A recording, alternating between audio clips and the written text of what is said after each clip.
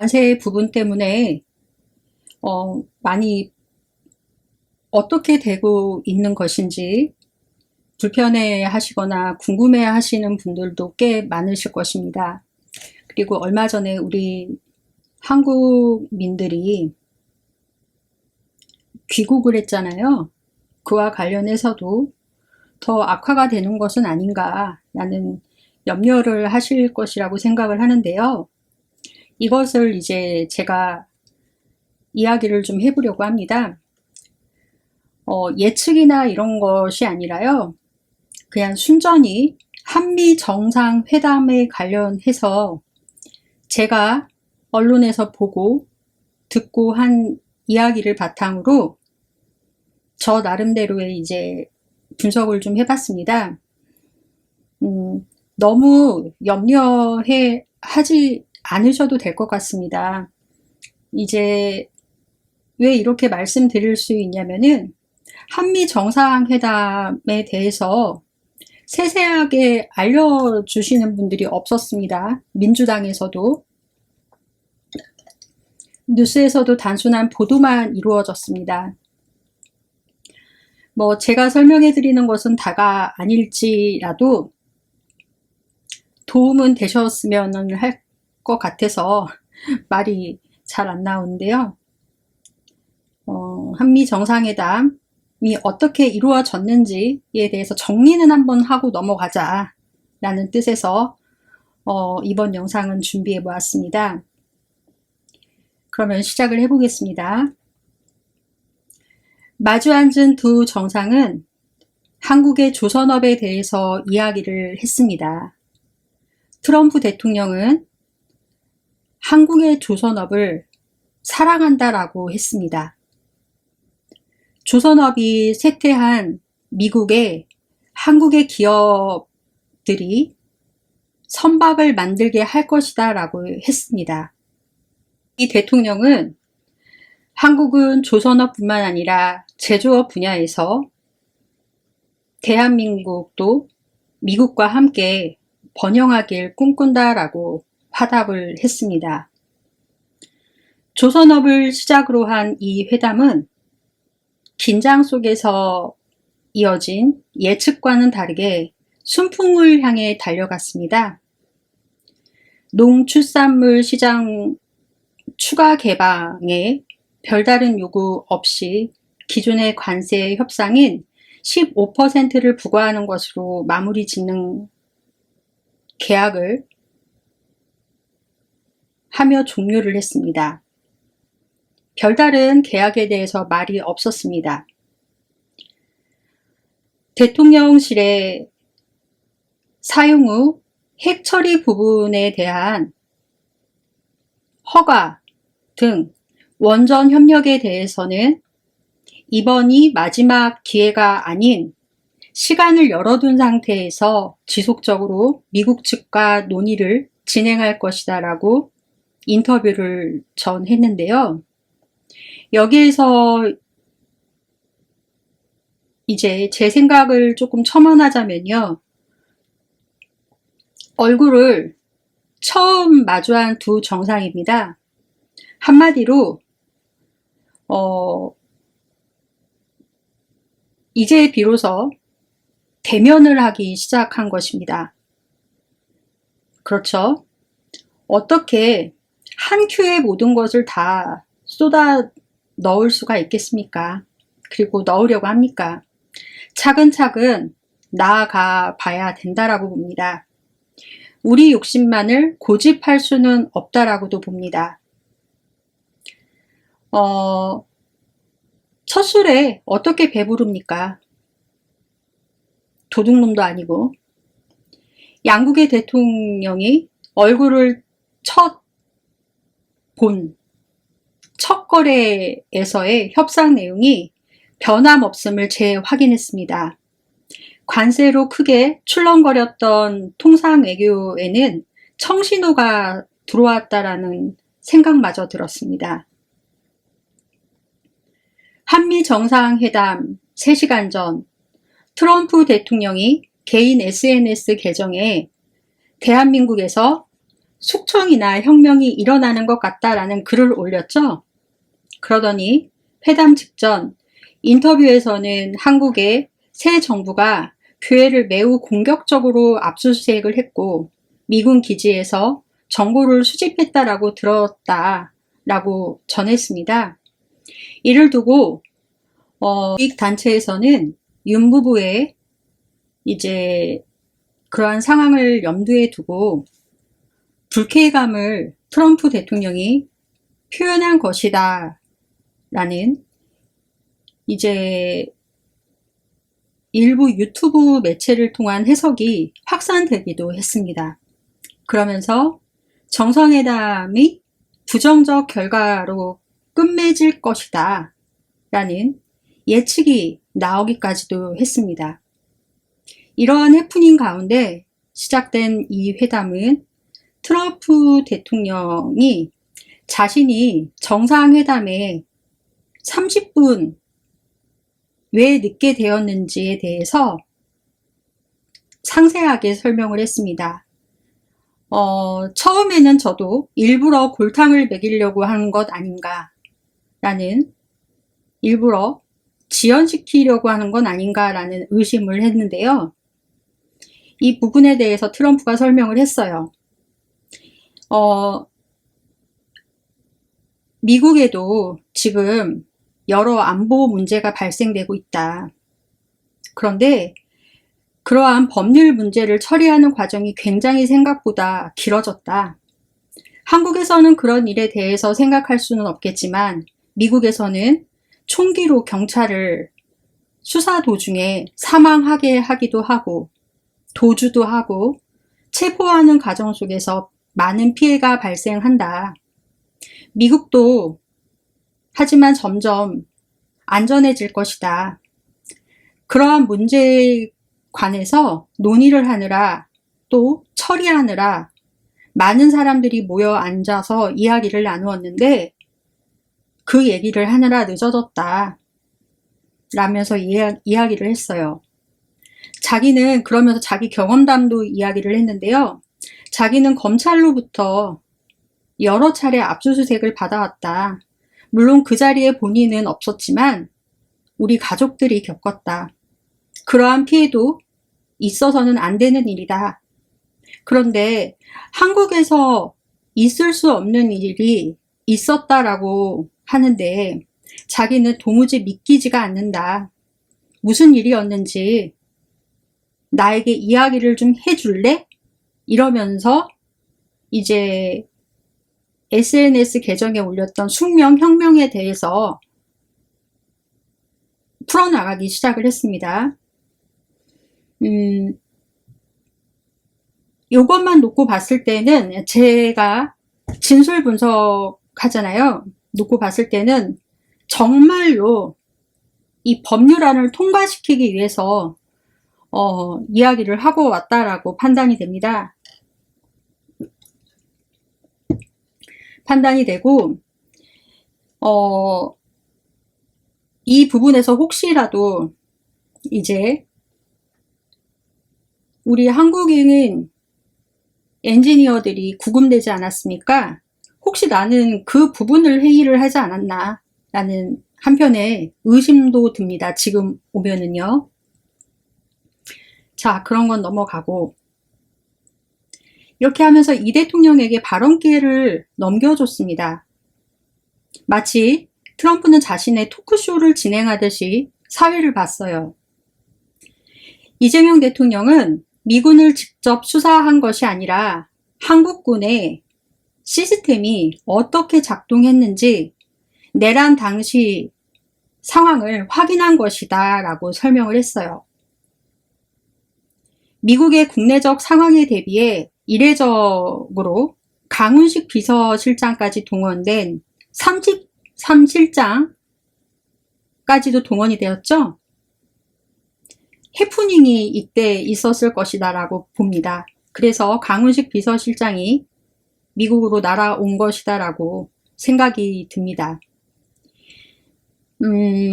일부 극우 세력의 일방적인 주장인 트럼프 대통령이 윤석열 전 대통령을 석방해 줄 것이다 라는 국내 정치에 음모론이 퍼졌습니다. 이 내용을 바탕으로 미국 워싱턴까지 건너가서 한국의 부정선거 규탄 집회를 열었고, 미국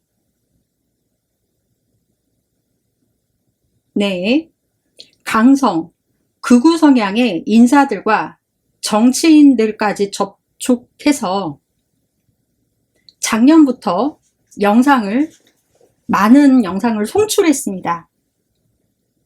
그러면서 이 사람들이 이제 극으로 달리는데요. 트럼프 탈출론까지 보수 지지자라고 말하기는 그렇고, 수구 꼴통이라고 하겠습니다. 보수가 아니고 수구 꼴통들 사이에서 퍼져나갔습니다. 민경욱 전 국회의원은 지난 6월 미국 워싱턴에서 트럼프 대통령님 그러면서 시작을 하는 내용으로 말을 했는데요. 동맹국에서 선거 사기라고 말을 해요. 사기가 어떻게 일어났는지 알고 계시죠? 트럼프 대통령님 빨리 행동을 해주세요 라고 서신을 전달을 했어요. 또한 유튜브 전환길은 8월 25일 미국 워싱턴으로 갔습니다. 자신의 유튜브 채널에서 트럼프 대통령이 비상계엄이 내란이냐 하면 이재명 대통령은 한마디도 못할 것이다 라고 말을 했어요. 야당 의원들도 이에 거들면서 한마디씩 보탰습니다. 하지만 정상회담에서 이재명 대통령의 설명을 들은 트럼프 대통령은 자신이 들은 내용이 오해였다면서 이것에 대한 거를 나는 확신이 난다 라고 일축을 했습니다. 이 보도가 나가자 극우 성향들의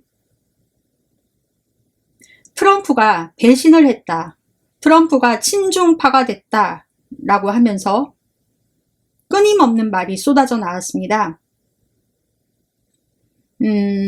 황당해했던 이들의 성동 회담, 이 선동이 회담 장소까지 언급이 되었습니다. 국익마저 훼손될 우려까지 있었던 지난 8월 25일이었습니다. 일부 극우 성향, 극우지만 저는 수구 꼴통이라고 말씀드렸죠. 주장이 망상을 근거로 해서 상식적으로 생각할 수 없는 이야기가 나왔죠. 트럼프 대통령의 말 한마디로 종결이 되었습니다. 그리고 한국은 한반도 안보에서 주도적 역할을 할 것이고 국방비를 늘릴 것이다 라고 밝혔는데요. 늘어난 국방비가 우리 군의 21세기 미래전에서 승리할 수 있는 스마트 강군 육성에 사용된다라는 말로 저는 읽혀졌습니다. 국방비 증액이 우리 군을 위한 21세기 미래전을 승리하기 위한 스마트 강군 육성에 사용된다라는 것으로 저는 읽혀졌습니다. 이러한 내용에 대해서 어떤 유튜브가 했습니까? 예, 고품격, 고퀄리티, 리미티드 에디션 채널입니다. 저희 채널에서만 들을 수 있고 법학과 철학을 겸비한 제가 이제 해석을 해드리고 거기에 따른 이제 진술 분석까지 함께 간단하게 이어져서 하는 것입니다. 그렇기 때문에 제가 방송에서 말씀드리는 내용은 뭐 가끔은 내용이 조금은 틀릴 수는 있어도 예측한 것이 거의 맞았습니다. 거의 맞았기 때문에 한번 이번 관세 협상에 대해서도 조금 여유를 갖고 기다리시면 될 것 같다라는 생각이 듭니다. 잠깐 옆으로 샜는데요. 한미 동맹의 현대화의 방향으로 국방비 증액이라는 것은 이 최첨단 군대로 발전하는 데 사용될 것이다 라는 우리 군의 발전의 이제 목표로 사용될 것이다 라는 개념으로 저는 해석이 되었습니다. 또한 주한미군의 인원 감축은 없다라고도 말했습니다. 여기까지는 언론에서 보도된 내용과 더불어 저의 이제 약간의 첨언이 있었고요. 이제부터는 본격적으로 한미 정상회담에서 저의 관전 포인트별 평가를 한번 매겨보도록 하겠습니다. 저는 한반도 이재명 대통령이 단 한 번도 트럼프 대통령에게 치욕 당하지 않을 것을 저는 장담을 했습니다. 여러분 이것은 인정하셔야 됩니다. 막 다들 비관적인 말을 했는데요. 불안해하고 저는 우리 대통령이 치욕을 당하지 않을 것을 장담했습니다. 왜냐면 자신이 있었거든요. 이거는 인정을 해주셔야 합니다. 유일합니다. 쉬중일관 장담을 했습니다. 이재명 대통령에 대한 용비어천가가 아닌 대통령님에 대한 모든 선입견과 편견을 버린 공정한 잣대로 치열하게 연구해왔던 저였기 때문입니다. 민국에 입가진 자들은 모두 한마디씩 부정적으로 반면에 거들었죠. 부정적으로 거들었어. 뚜렷한 대안도 제시를 하지 않았어요. 그러면서 부정적으로만 거들었습니다. 쓸데없이 하나마나 하는 소리를 방송을 통해서 유튜브를 통해서 전달을 했습니다. 한미 정상회담은 기자들이 모두 지켜보는 가운데서 개최가 된 정상회담이었습니다. 여러분 그거 아셨습니까? 무려 이 정상회담은 53분간 백악관에서 생중계를 했어요. 저는 살다 이런 정상회담 처음 봤거든요. 비공개로 하지 않습니까? 이거 못 느끼셨나요? 53분간을 백악관에서 생중계를 했습니다. 전 세계 기자들 앞에서. 트럼프 대통령이 토크쇼 진행자와 같다라고 아까도 말씀드렸습니다. 이 한마디로 이 토크쇼에서 젤렌스키 우크라이나 대통령, 남아공의 대통령, 일본의 이시바 시게루 총리, 그리고 유럽의 내노라는 강대국의 정상들까지, 심지어 나토 의장까지도 마치 트럼프 반려동물 취급을 받았습니다. 수족관이 있잖아요. 붕어 아시죠? 붕어. 열대어 취급을 해버렸다라는 것입니다. 그런데 우리의 이재명 대통령은 트럼프 대통령으로부터 동일선상에서 동등하게 트럼프 대통령 자신과 같은 위치에서 대화를 서로 주고받았습니다. 제가 이재명 대통령님께 뭐라고 말했습니까? 힘과 용기를 내시라고 했습니다. 힘과 용기를. 대통령님 뒤에는 대한민국의 모든 국민도 함께 응원하지만 하늘나라의 모든 성인 선녀들도 함께 하시고 하느님과 성모님도 우리 대통령을 함께 계셔주시고 계시기 때문에 두려워하지 마시라. 기죽지 마시라. 당당하셔라. 우리가 어느 곳이든 대통령님과 항상 함께 한다. 어느 곳에 계시든지 간에 우리는 항상 함께 할 것이다. 라고 말씀드린 적이 있어요. 과거 영상에. 제가 이제 종교가 카톨릭이다 보니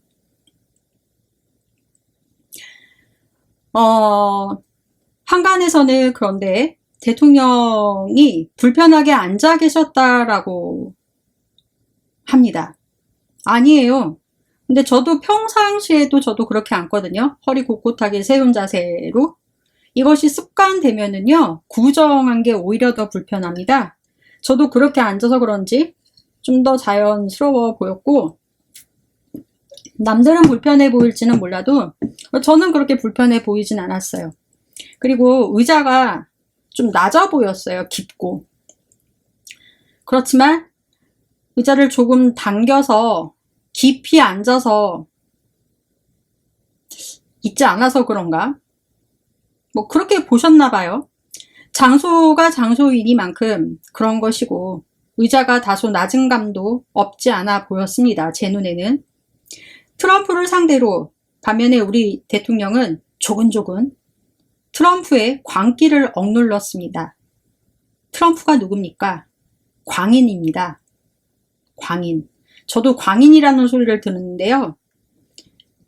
이제 광인은 두 종류잖아요. 미쳤다든지 눈이 밝다. 저는 둘 다입니다. 저도 광인이라는 소리를 예전에부터 들었었거든요. 근데 예전엔 눈이 맑다고 해서 광인이다. 근데 그 광인의 광기를 어떻게 다룰 수 있었을까요? 협상의 기술이요? 그렇죠. 철저히 준비한 것. 그것도 방법이죠. 여기서 말하지 않을 수 없는 것이 이분의 입지전적인 그 위인적 성장 배경이 있다라고 저는 보여졌습니다. 이재명 대통령은 경상북도 안동에서 이제 무려 차로 20여 분을 더 들어가야지만이 나올 수 있는 도촌리에서 초등학교를 졸업하셨죠. 동네에서 당시 아버지는 집안이 잘 사셔서 대학도 졸업하셨다라고 합니다.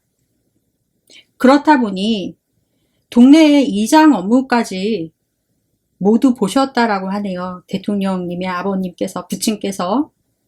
농번기에는 농촌에서 농사일을 하지만 겨울이 되면은 농촌에는 일이 줄어듭니다. 마을 사람들끼리 모여서 노름을 했다라고 합니다.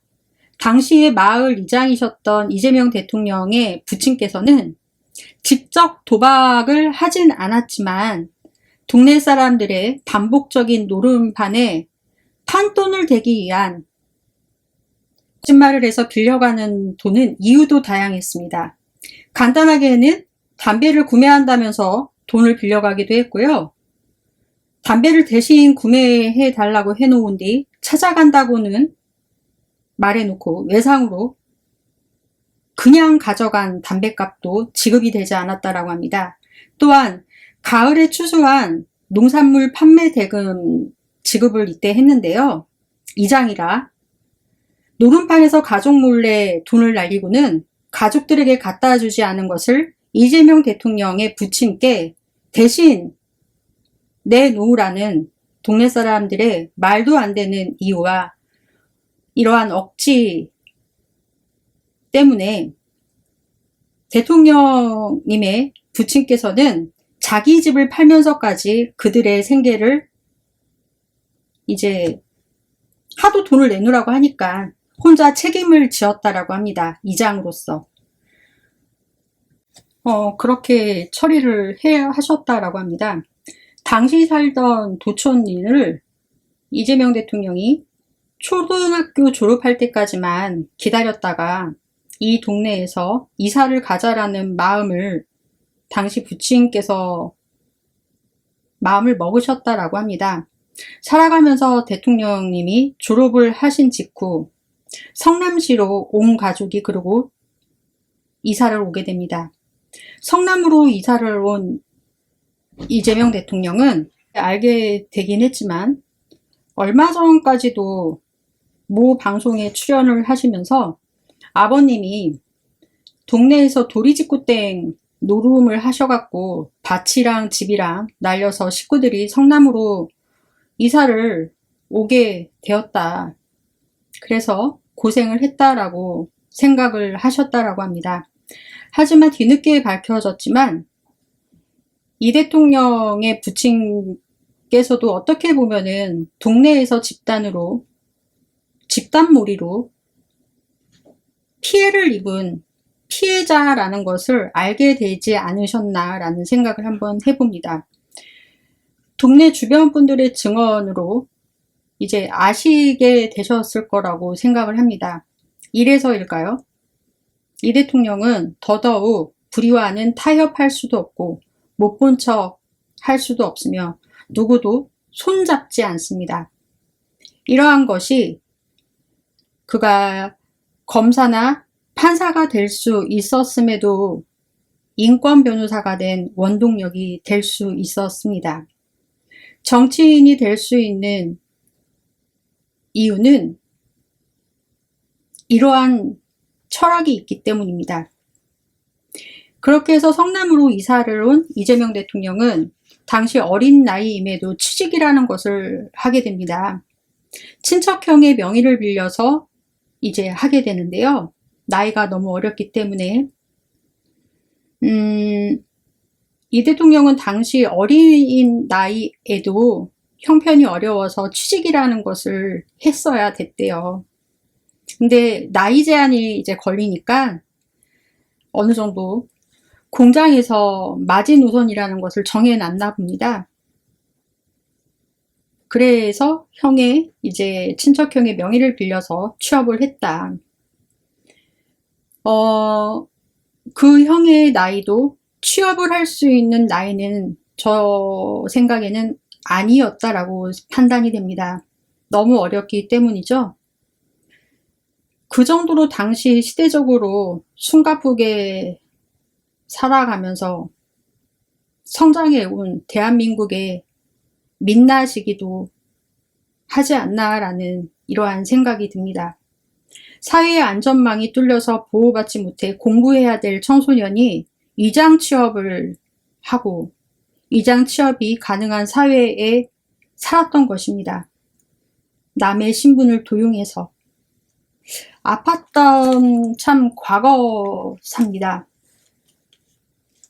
우리 모두 그랬던 지난날이 있었기에 지금의 2025년이 가능한 것이라고 생각을 합니다. 그런 시절을 겪어온 사람이기에 누구보다도 교육에 대해 더 잘 알 수 있었을 것입니다. 교육을 받지 못했다고 교육을 모른다라고 말하는 것은 어리석은 사람들의, 말하기 좋아하는 사람들의 말입니다. 그렇게 들어간 공장에서의 삶은 순탄하지가 않았어요. 반장이라는 사람은 매일같이 점심시간만 되면 공장에서 일하는 사람들을 불러 모아놓고 군기를 잡는다고 했는데요. 권투를 시켰다라고 합니다. 복싱 같은 거. 2사람씩 시켜서 최종적으로 지는 사람이 이제 그날은 브라보콘을 돌리는 것이었다라고 합니다. 그런데 싸우기도 싫었고 브라보콘도 돌리기 싫었다라고 합니다. 당시 이제 이재명 대통령은 예를 들면 1당이 500원이면요 브라보콘의 가격은 200원이었다라고 합니다. 그래서 싸우는 것도 싫었지만 브라보콘이 더 싫었다라고 이제 자서전에서 밝혔는데요. 많이 보신 분들도 계실 겁니다. 그렇게 해서 지면 브라보콘을 돌려야 했답니다. 안 돌리면은 야구 빠따로 맞아야만 했습니다. 그렇게 하루하루를 보내고 있는 와중에 이 대통령은 이러한 생각이 들었다라고 합니다. 저 사람이 무슨 이유로 이곳에서 자기들에게 저런 지시를 하는 것일까? 라는 고민을 했다고 합니다.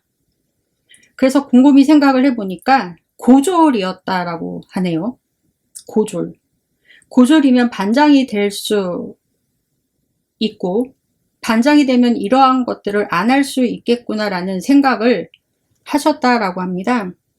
그런 뒤 집에 가서 검정고시를 본다라고 부모님께 말을 했는데 아버지의 약간의 반대는 있었지만 언제부터 정확하게 어떻게 다녀라 라는 말씀이 있으셨다라고 합니다. 그 이후 검정고시 학원을 등록을 해서 다녔는데 한 2달 정도 학원을 다니고 이제 앙다니셨대요. 공장 끝나고 학원 가는 시간이 좀 오래 걸렸고 학원 끝나고 집에 오는 시간을 계산을 해보니 거기에다가 이제 막 학원비까지 그 어린 나이에 계산을 했다고 합니다. 여러 가지로 계산을 해보니 집에서 혼자 공부하는 것이 낫겠다라는 생각이 들어서 그 후에는 공장에서 틈틈이 공부를 하고 집에서 공부를 하셨다라고 합니다. 그렇게 혼자서 공부한 지 5개월 만에 중학교 검정고시에 합격을 했죠. 고등학교 검정고시를 또 준비하시게 됩니다. 제가 이런 이야기를 길게 하는 이유는 공장에서의 아픈 삶을 겪어온 지금의 대통령이 있었습니다. 브라보콘 내기를 시켜서 서로를 싸움시키는 공장의 권력자, 관세를 빙자한 세계를 대상으로 무역 폭리를 지게 해서 자신들은 있어도 그만 없어도 그만, 없으면 굳이 안 될 것은 없지만 그래도 아쉽기는 하겠죠. 그러한 상대국에 대해서 피와 같은 세금, 국민의 혈세가 포함된 무역 세금, 외교를 빙자한 관세 아닙니까? 찔러서 되면 좋고 말 그대로 안 되면 말고, 하지만 안 되는 국가는 손해를 보는 구도가 되는, 브라보콘을 못 사면 야구 빠따로 굳이 싸울 필요도 없는 싸움에서 졌다는 이유까지 붙여서 네가 졌으니 아이스크림 사야지 하면서 아이스크림을 사야만 했던, 아이스크림 왜 못 샀어? 못 사면 너 이리 와, 맞아야 돼 하면서 싸움을 시켰던,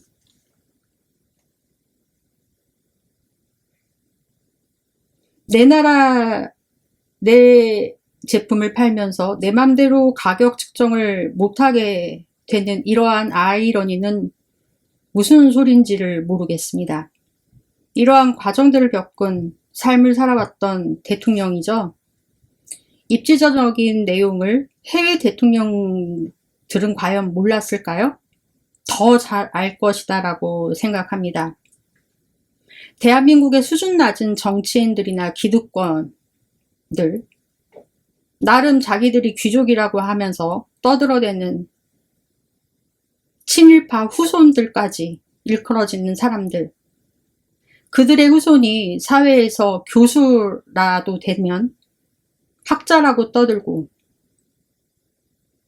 정치인이면 정치인이라고 떠들고, 이재명 대통령처럼 자수성가형 인물에 대해서 함부로 말을 하고 자기들만의 세계에서 사는 사람들이 그렇게 얘기를 합니다. 함부로. 그런데요, 아셔야 될 게요, 세계의 갑부들, 특히 금융권 탑10, 정치인, 언론인, 이러한 사회 기업가들 있지 않습니까?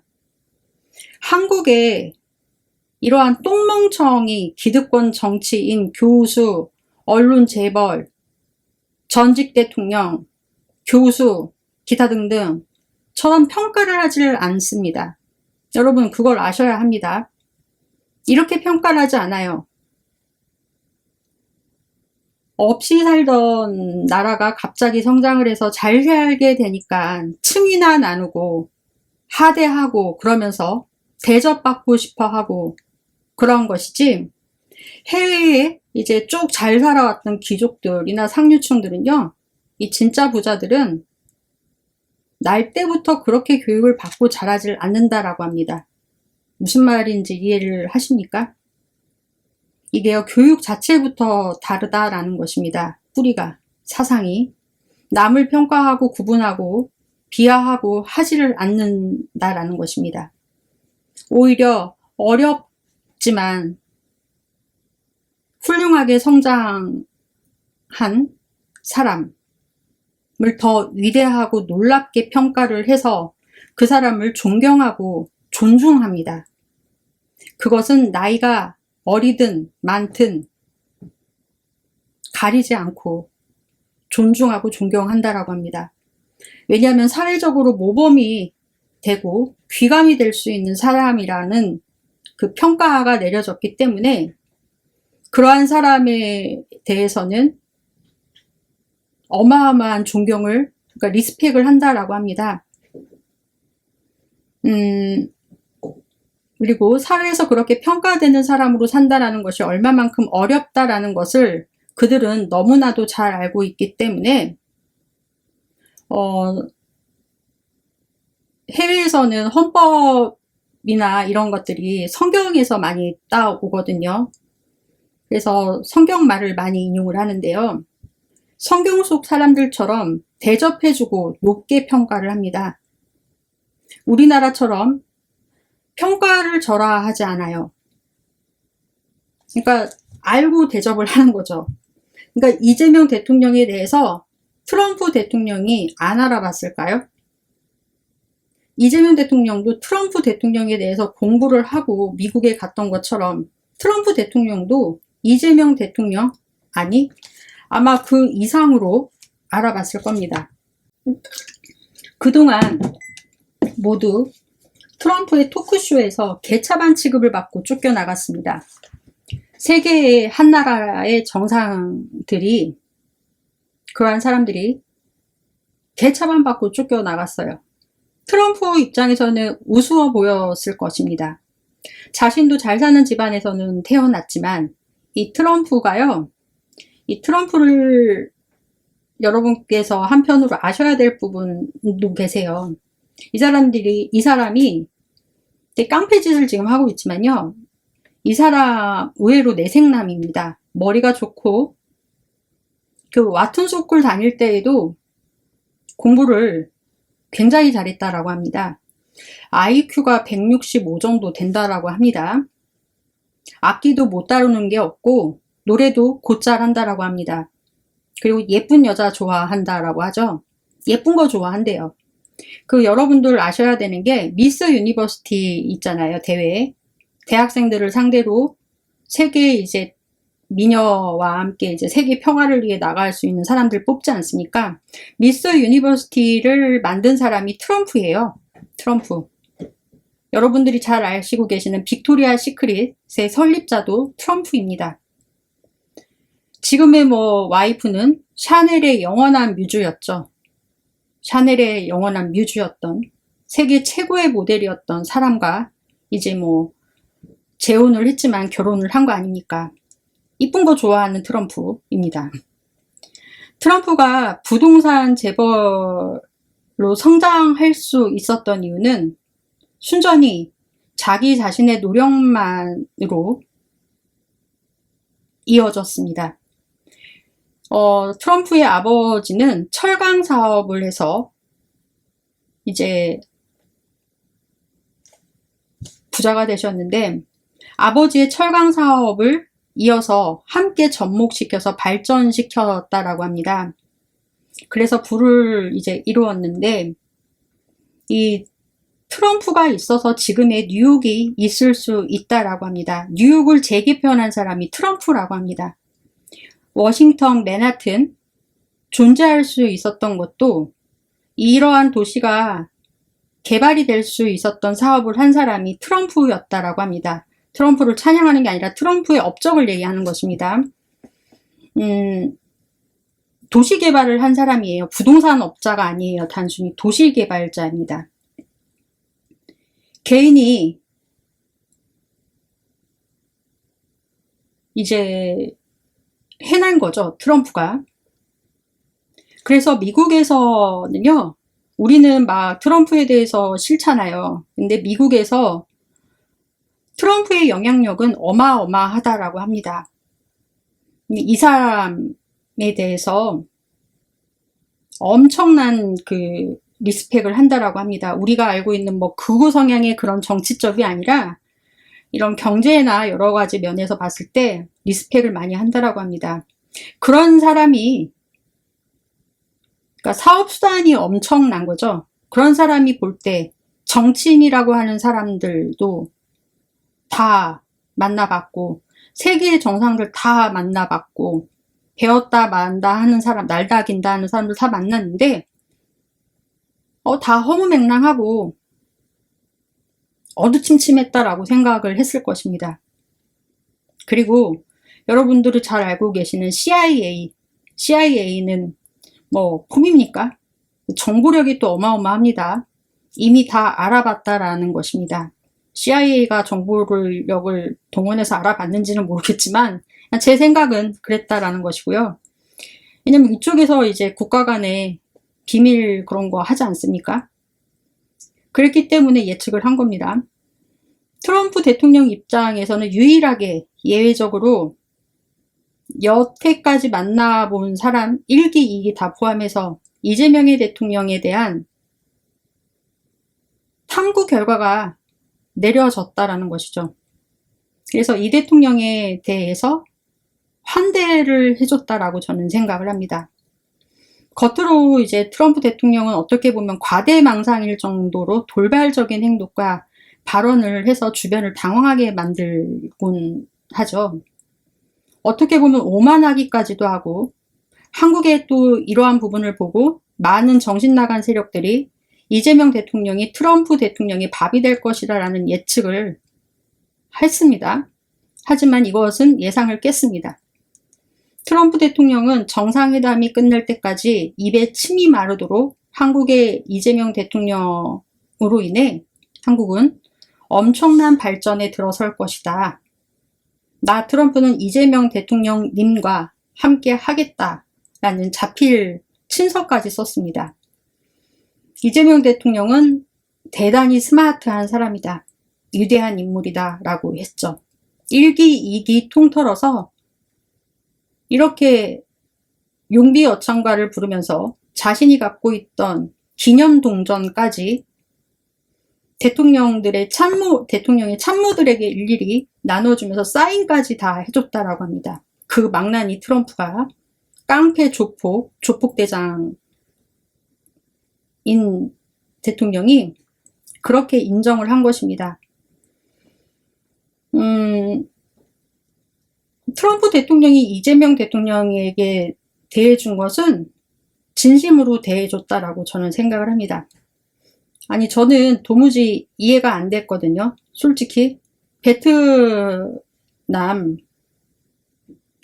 이제 하노이에서 김정은과의 결렬 이후 이제 북미 정상회담이 사실상 불발이 되었고, 그로 인해서 연락사무소가 폭파되면서 여러 가지 이제 상황을 겪었습니다. 우리는. 근데 미국의 반대가 있어서 북한과의 거래가 중재가 되었다. 이러한 언론 보도가 한국에선 나왔습니다. 뭐 그런 부분도 없지 않아 있겠죠. 근데 그 부분은 일부분이라고 합니다. 이 부분에 대해서는 설명을 하려면 또 길어지는데요. 잠깐 건너뛰고. 그 이후로 트럼프 대통령은 문재인에게 계속 중재를 요청을 했다라고 합니다. 근데 문재인은 아무런 노력을 하지 않았다는 결론이 내려졌다라고 합니다. 지금 와서 이렇게 돌이켜 생각을 해보면 문재인은 정말 아무것도 하지 않고 코 풀려고 한 것 같다라는 생각이 듭니다. 그 중재의 모습을 양국을 다 지켜봤지 않겠습니까? 화가 많이 났던 것으로 추정이 됩니다. 실망도 했을 것이라고 생각을 합니다. 제가 판단했을 때 그렇습니다. 트럼프 대통령의 품행을 보면서 느낀 저의 느낌입니다. 그 말 들으셨죠? 이재명 대통령이 조근조근 옆에서 트럼프 대통령한테 앉아서 조근조근 속닥속닥 말씀하시는 거. 숙명이나 혁명이라는 말을 물었고, 트럼프 대통령은 그럼에도 불구하고 눈 하나 깜빡하지 않고 흔들림 없이 대통령 옆에서, 이제 트럼프 대통령 옆에서 말하는 이재명 대통령 보셨나요? 어처구니가 없을 정도로 기가 막혔습니다. 제 입장에서는. 예전 영상에도 말씀드린 바가 있습니다. 악마가 있다면 어떤 모습으로 하고 우리에게 나타날 것인가. 내가 제일 친한 모습으로, 내가 가장 믿는 사람의 모습으로, 그게 대상이 우리 부모의 모습이 될 수도 있다. 또는 형제의 모습일 수도 있고, 나와 가장 친한 주변인, 친구로 둔갑해서 나타날 것이다. 그 사람의 모습 뒤에서 숨어가지고 악마는 조정을 할 것이다 라고 이야기한 적이 있습니다. 제가 이 이야기를 한 이유는 어느 날 문득 든 생각이, 만약에 내가 이렇게 존경하는 대통령님이 그렇게 변한다면 소름 끼칠 것 같다라는 생각도 들었습니다. 그런데 이재명 대통령은 그럴 사람이 아니다라는 것에 저는 확신합니다. 그리고 또 보셨나요? 트럼프 씨가 이재명 대통령의 얼굴을 넋 잃고 빠져버렸습니다. 아주 꿀이 뚝뚝 떨어졌습니다. 발언을 할 때마다, 대통령이 발언을 할 때마다 고개를 15에서 15도 정도 돌리면서 이 대통령의 유창한 구라가 나오기 시작했습니다. 트럼프 대통령이 빠져드는 모습이 눈으로 보였습니다. 그 장면 보셨을 거 아닙니까, 여러분들? 이 조곤조곤 사푼사푼 뭐라고 하는데 참나 어이가 없어서 기가 막히더만요. 그 구라 고수입니다. 고수. 괭이부리말 아이들이라는 소설책이 있습니다. 그 소설책에 이제 이야기를 잠깐 해보면은, 이러한 괭이부리말 마을을 겪어보지 않은 사람들은 이러한 담대함이 나올 수가 없습니다. 아무나 나올 수 있는 것이 아닙니다. 산전수전을 겪으면서 깨우친, 몸으로 체득한, 표정 하나 변함없는 고요함 속에서 찾아오는 진중한 모습. 이러한 이재명 대통령의 구라수법, 완전히 트럼프는 매료가 되었다라는 것입니다. 설득력, 어떻게 보면 세계의 설득력이죠. 이재명 대통령의 세계의 구라빨에 홀딱 넘어간 트럼프 대통령. 제가 일부분은 제 방송을 이제 아이디어를 얻으셨는지는 모르겠지만 어드바이스를 좀 해드렸지만 훨씬 잘하셨어요. 노벨 평화상 대놓고 떠들면 어떡하냐, 그게 무슨 소리냐, 촌스럽다, 제가 그랬습니다. 그 얘기를 기억해 두셨는지 어쨌는지는 모르겠지만은, 세계는 전쟁으로부터 자유롭지 못한데 트럼프 대통령이 있어서 평화가 오고 있다. 우리 한반도에도 머지않아 곧 평화가 날아들 것이다. 내 자랑도 좀 한번 해야지. 어쨌든 그런 말씀을 전해드렸습니다. 그래서 트럼프 대통령으로 하여금 이루어지기를 우리는 기대한다, 이렇게 말씀을 하셔라 라고 말씀을 드린 바가 있습니다.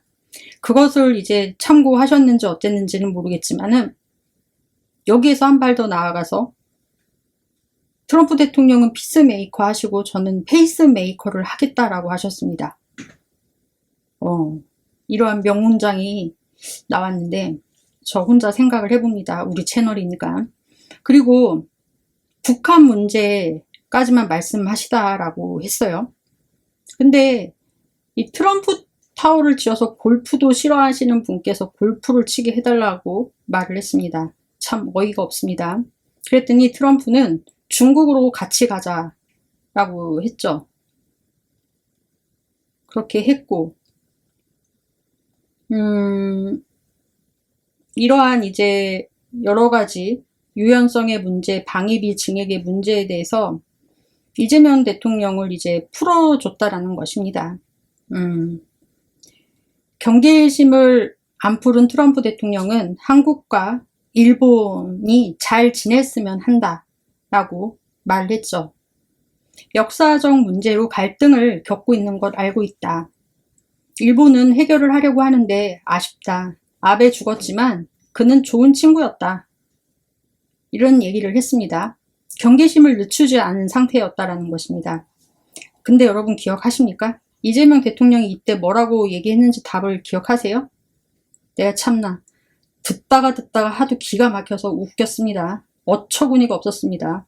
아니 어떻게 그런 말이 자연스럽게 나오는 것인지. 아니 이분이 이게 우리 쪽 사람이니까 다행이지 이거 문 대통령이 진짜 국민의 힘이라든지 저쪽 문재인이나 조국이나 뭐 이낙연 이쪽이었으면은 저는 열받아 뒤질 것 같던 생각이 들었습니다. 열받아 뒤질 것 같더라니까요. 이분이 뭐라고 하셨는지 혹시 기억하세요, 여러분? 기억하십니까? 네, 참나 기가 막혀갖고 기가 막혔어요, 진짜. 계속 웃기더만. 뭐라고 하셨는지 알아요? 이 이재명 대통령의 구라. 그렇지 않아도 대통령님이 걱정하시는 문제를 다 정리하고 왔다. 그렇지 않아도 미리 일본에 들려서 대통령께서 걱정하시는 문제에 대해서 다 정리를 하고 왔다. 이렇게 말씀을 하시는 겁니다. 야, 뭐 어이가 없더만 아주. 어이 급상실이에요. 자기가 정리하고 왔대요, 자기가. 이재명 대통령이 해외 순방에 앞서서 자기가 정리를 하고 왔대. 기가 막혔습니다. 이 구라. 구라에 빠졌다. 그때 웃더라고요. 트럼프 대통령이 진심으로 웃었어요.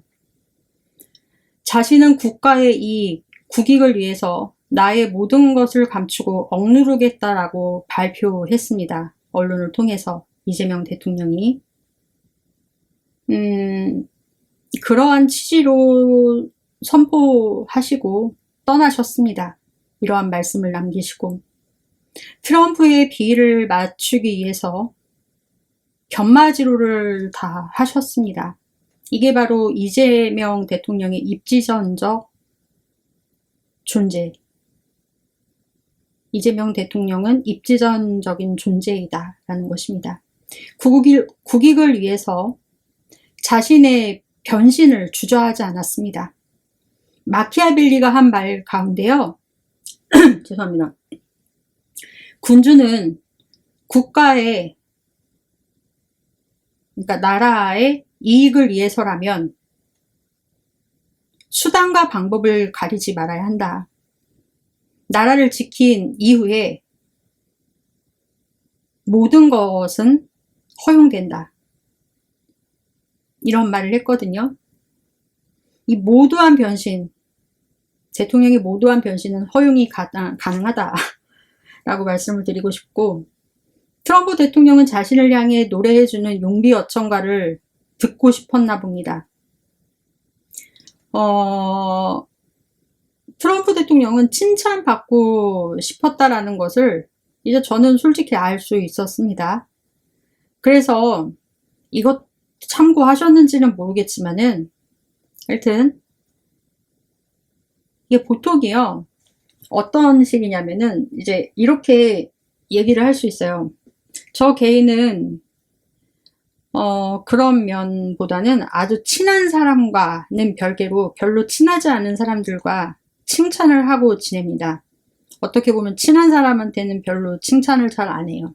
근데 칭찬하지 않는 사람한테 칭찬을 하는데 따지지 않고 친해질 때는 친해져야 합니다. 친하다고 그리고 생각이 들어야 됩니다. 그러면서 APEC까지 올 수 있냐? 뭐 이러한 질문까지 했습니다. 응? 아주. 그래서 기대를 해봅니다. 미국의 트럼프 대통령, 뭐 일본의 총리는 바뀌었죠. 이시바였으면 더 좋겠지만은 바뀔 것이고, 중국의 시진핑, 러시아의 푸틴, 유럽의 선진국의 정상들 모두 참여해서 10월에 열리는 경주 APEC 정상회담에서 대한민국이 아주 밝게 비춰지는 서광을 받으면서 세계 제1의 대한민국으로 거듭나고 통일 한국으로 나아가는 첫걸음이 되지 않을까, 이러한 예측을 한번 해봅니다. 그러면서도 이제 본인이 하실 말씀은 다 하셨습니다. 할 말은 다 했습니다. 이 간단치 않는 존재다라는 것을 인상으로 꽂아주고 온 거죠. 이제 발언을 했습니다. 간단치 않은 존재다. 어떤 발언인지 혹시 기억나시나요? 주한미군에 대한 이야기인데요. 주한미군의 유연화에는 쉽게 동의할 수가 없다. 그리고 주한미군 인원 감축에 대해서는 우리는 동의할 수 없다라고 했습니다. 이것에 대한 트럼프 대통령의 이재명 대통령이 백악관에서 30여 분가량 늦게 온 이유에 대해서 설명을 했고, 뭐 이런 말에 대해서 설명을 했잖아요. 저는 근데 사실 30분 동안 골프 쳤다라고 생각을 했거든요. 30분 동안 일부러 골프 치고 늦게 오는 것은 아닌가라는 생각을 했는데, 트럼프 대통령의 이제 모습을 보니까 그러한 것은 아니었다. 내가 오해한 것일 수도 있을 것이다 라는 예측에 대해서 생각에 대한 해봤습니다. 하여튼 정상회담은 압도적인 성공을 거뒀죠. 트럼프 대통령한테 이 방송을 하면서 깡패다, 조폭이다, 삥을 뜯는다 라고 하면서 스스로가 스트레스가 너무 많이 사실은 풀립니다.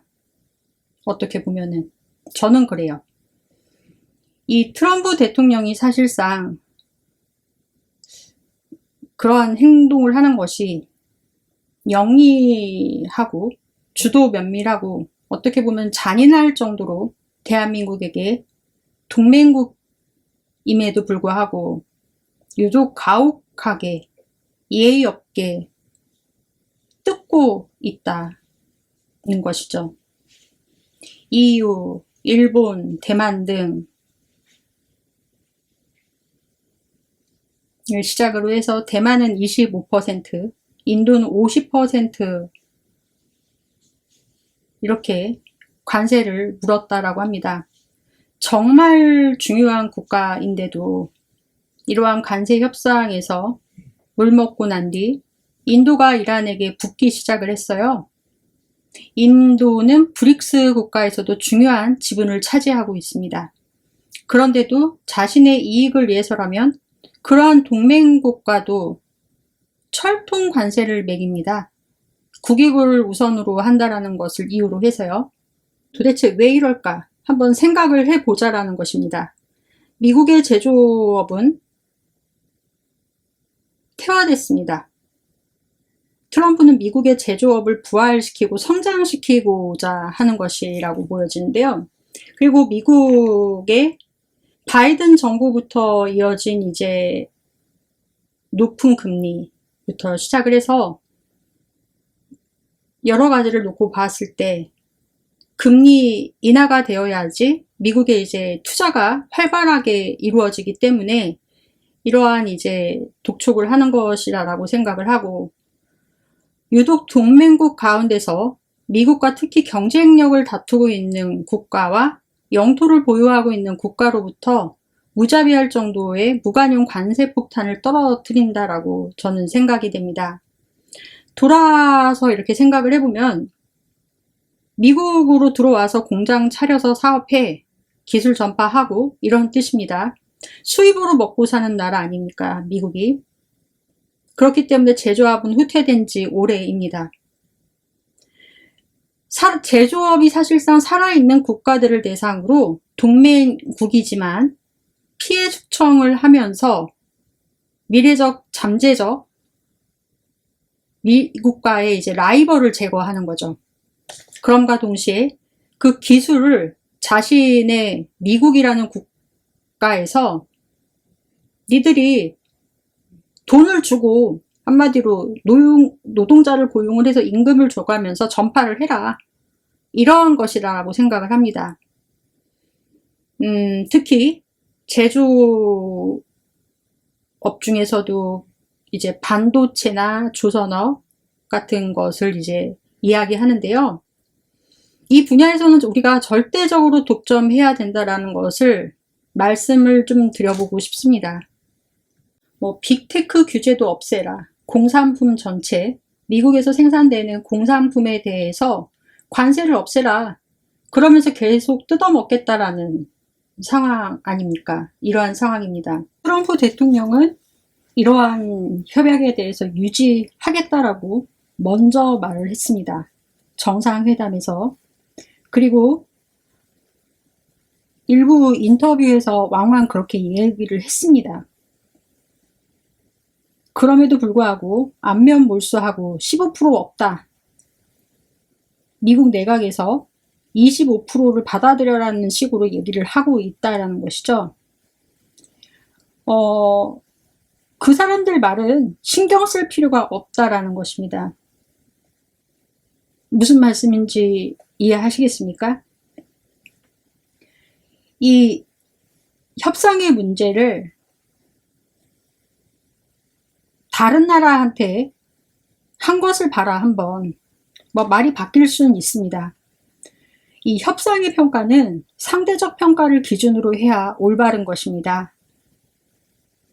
절대적 평가로 평가를 한다?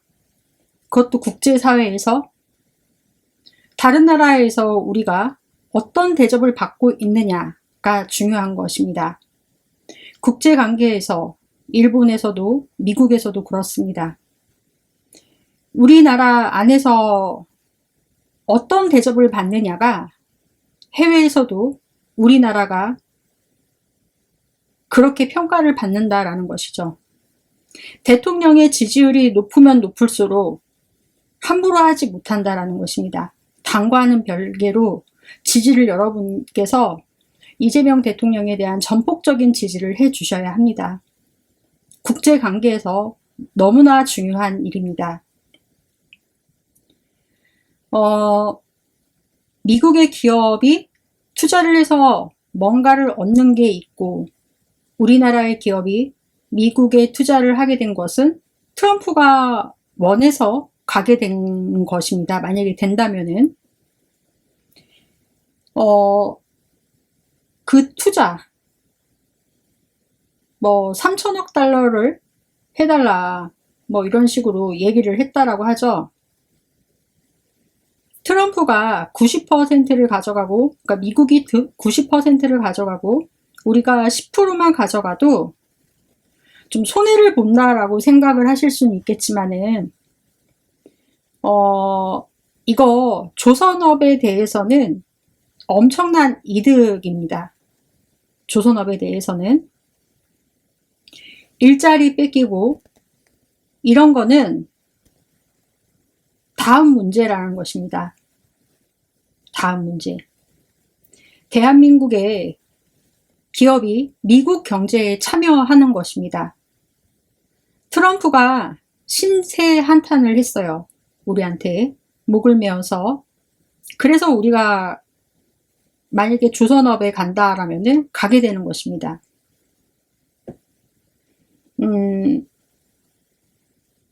해외의 이제 다른 나라들은요, 이 10%도 엄청 부러워서 난리를 치고 있습니다. 말을 안 해서 그렇죠. 조선업은 그렇게 될 수 없다라고 들었습니다. 유럽이나 일본이 어떻게 생각할지를 한번 생각을 해보십시오. 이 필리조선이라는 곳이요, 하나오션이 50조를 투자를 한다라고 만약에 계획대로 하면은 하는데, 미국 거에다가 우리가 50조를 투자를 하면 우리가 빼앗긴다고 생각을 하시잖아요. 하지만 그렇지 않다라는 것입니다.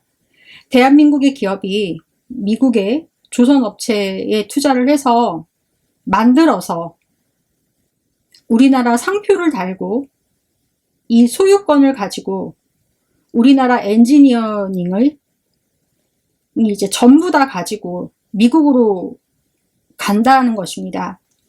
기존의 미국의 선박업체들의 이제 대한민국 선박업체가 들어와서 우리가 만들어서 미국에 팔 배를 만드는 것에 이제 비용을 들이는 것인데요. 노후된 장비 같은 것에 투자를 하는 것인지, 철수하면 우리가 가져오는 것입니다. 철수하면. 이게 그런데 손해가 될 수 있겠냐. 이런 것도 계약서에 명시를 하면 됩니다. 속도가 중요하대잖아요. 비록 이 미국 조선업은요, 운송비가 너무나 비싸다는 것입니다. 간단하게 따져도 해외 배송 주문만 해도요, 무게나 이제 박스 크기에 따라서 배송비가 다른 것은 아실 것입니다. 그런데 우리나라에서 설사 배를 만들어서 미국으로 보낸다라고 쳐볼게요. 해안 경로를 거쳐 가고 이제 여러 루트를 거칠 거 아닙니까? 운송비도 들 것이고, 운반 이제 한 과정에 있어서 운하를 거치게 됩니다. 해적들이 드글드글합니다. 이 피랍되면 어떻게 할 것이냐. 이러한 안전상의 문제도 있다라는 것입니다. 잘 만들어서 보내는 과정에 사고가 생기면은 누가 책임을 지겠습니까? 한국에서 물어내야 하는 것입니다. 배만 물어야 하나요? 운송해서 배송하던 선원들은 또 누가 책임을 집니까? 생명에 이상까지 발생을 하면 어떻게 하냐는 것입니다. 그러면은 절대 안 되는 일이지만 예상을 이제 최악을 예상을 해 보아야 하기 때문에 말씀을 드리는 것인데, 그리고 바다에서 그 큰 배를 배송하기 위해서 더 큰 배로 옮겨야 합니다. 그렇다면은 에너지 비용은 어떻게 감당하냐는 것입니다. 기업에서 전부 부담을 해야 하는 것입니다. 이러한 것까지 고려를 해야 된다라는 것입니다, 여러분. 90%에서 10%라고 하니까 이제 단순한 퍼센테이지 때문에 적게 가져간다라고 생각을 하시겠지만은, 이러한 것까지도 계산을 해봐야 한다라는 것입니다. 미국은 인건비가 결정적으로 비싸요. 결국은 장기적으로 봤을 땐 한국에서 생산을 해 가지고 갖고 가는 방식의 모듈을 그러한 방식으로 선택을 할 수밖에 없습니다. 용접이라든지 이런 부분은 미국이 현저하게 일손도 부족하고 그러한 이제 기공장들이 없습니다. 그럼 보자는 것입니다. 이 수출입니다. 한국에서 미국 산업연수원생들을 데리고 가서 인턴십을 시키는 것입니다. 한마디로. 미국 현지에서 우리가 이제 교육할 수 있는 수련공들을 현지에서 노동자들을 한마디로 이제 현지의 노동자들을 투입하든지 이러한 방식으로 봐도 일자리를 손해를 보고 그러는 것은 아닙니다. 우리나라에서는요. 배를 만드는 소재라든지 부품, 장비도 모두 한국에서 실어서 가야 하는 것입니다. 미국에서 만들 수 있는 상태가 아니다라는 것입니다.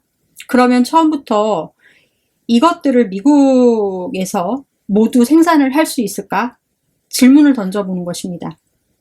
안 된다라는 것입니다. 인건비도 높고 그렇게 할 수가 없고요. 중장기적으로 봤을 때 이제 제 개인의 생각인데요. 한국에서 부품들을 모두 만들어서 이제 그 프리페이티드 하우스 같은 조립식 주택을 만드는 것처럼 가져가서 미국 내에서 분업화가 이루어질 가능성이 저는 크다라고 생각을 합니다. 동시에 대한민국의 제조업에도 영향력을 줄 것으로 예측이 됩니다. 수리 부분도 그렇고요. 미국은 중국을 견제하기 위해서 만드는 것인데 호주나 일본은 이러한 수준을 따라올 수가 없다라는 것입니다. 실력 면에서. 그래서 이제 수리받으려면은 어차피 우리나라로 밖에 올 수가 없습니다. 미국 자체적으로는 우리 이제 대한민국을 굉장히 부러워할 겁니다. 유럽도 그렇고요. 이러한 것을 보면은 이제 제가 초등학교 6학년 때쯤 읽었던 고 정주영 회장의 실현은 있어도 실패는 없다라는 책을 이제 제가 초등학교 6학년 때 읽었거든요. 집에 있어서. 현대중공업의 정주영 회장이 당시에 돈이 없으니까 이제 투자를 받으러 우리나라에 이제 에서 나가요. 그러면서 자기가 가지고 있던 500원짜리 지폐, 당시에는 500원짜리가 지폐였다라고 합니다. 500원짜리 지폐를 보여주면서 봐라, 거북선이 있지 않느냐. 우리나라는 역사적으로 조선업이 매우 발달해 있다. 기술력은 뛰어나지만 하지만 자본력이 없다. 그러니 니들이 투자를 해줘라. 그러면서 정 회장은 유럽인들에게 이 한국의 500원짜리 지폐를 보여주면서 우리는 영국보다 조선업에 300년이나 앞서서 1500년대부터 철갑선을 만들고 있었다. 이때가 언제냐면요. 1971년입니다. 세계 최대의 조선업을 하겠다라는 포부로 투자를 받으러 회장이 나선 것입니다. 그러면서 투자를 해줘라 라고 해서 투자 유치를 받아서 현재 현대중공업이 1969년부터 조선업에 뛰어들기 시작하면서 대한민국의 철강 제조 조선업이 어마어마하게 발전하기 시작합니다. 돈 한 푼 없어서 이제 적선 받으러 다녔던 것 아닙니까? 고 정주영 회장이 스스로가 세일즈를 하고 다니는 것이죠. 돈 꾸러 한마디로. 회장이 돈 꾸러 다닌 거예요. 정주영 회장이 배 만든다고 했을 때 미국 입장에서는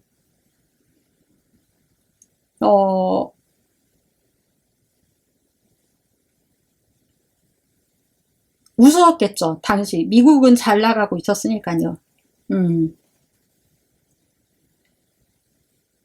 이 명문화된 상태에서 시작을 한다라는 것은 우리에게 더더욱 손해가 생길 수 있는 계약입니다.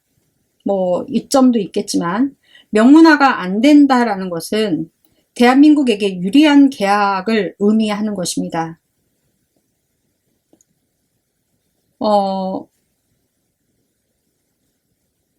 이렇게 생각을 해보시면 될 것 같아요.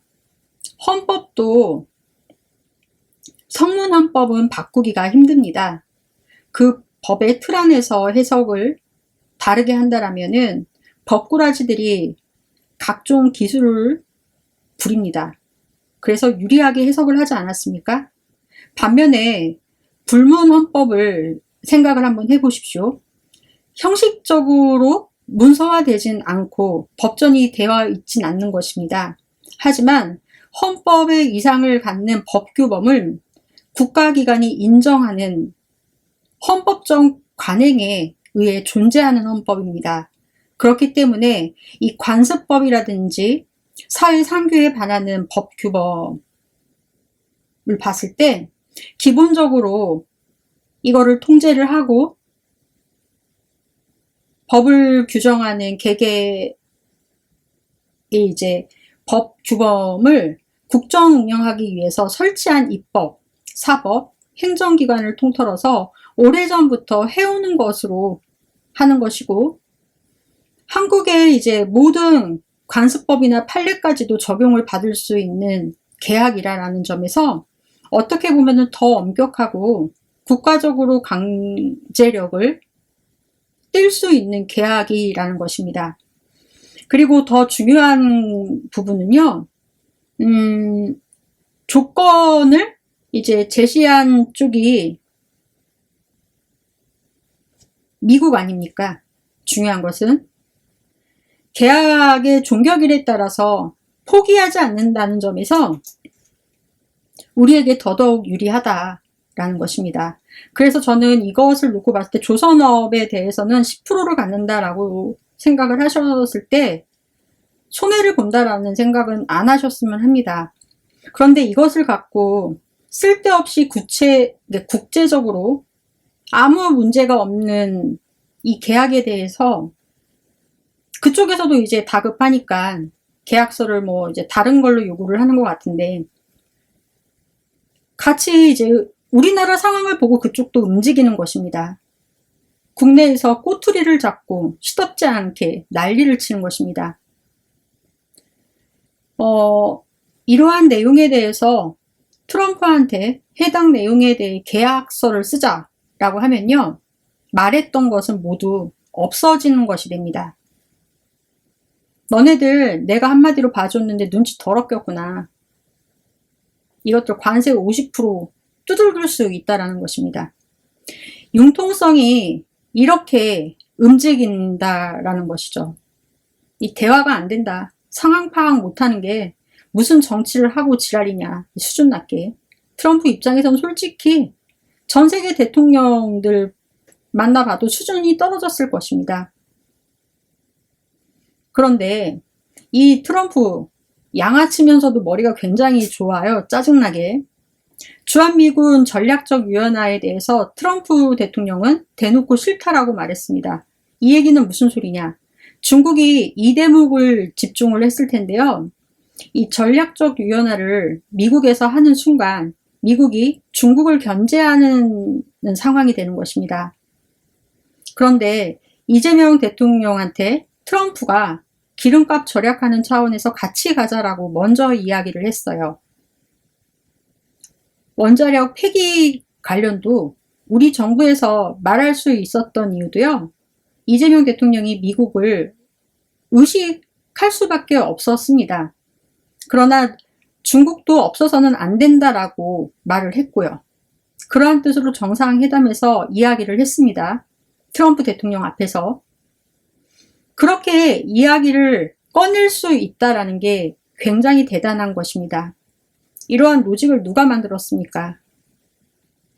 한반도 평화 구축을 위한 시도, 한미동맹 확대, 한반도 국제 위상을 강화시키고 이 틀거리를 잡아서 움직였는데, 민주당은 그냥 그렇다고 칠게요. 정상회담이 이루어진 다음 날도 그렇고 8월 28일 목요일에는요, 대대적으로 홍보를, 현수막을 걸고 홍보를 했어야 합니다. 민주당은. 정청래 대표, 김병기 원내대표 등 최고위원들은 그런데 전혀 움직이지 않았어요.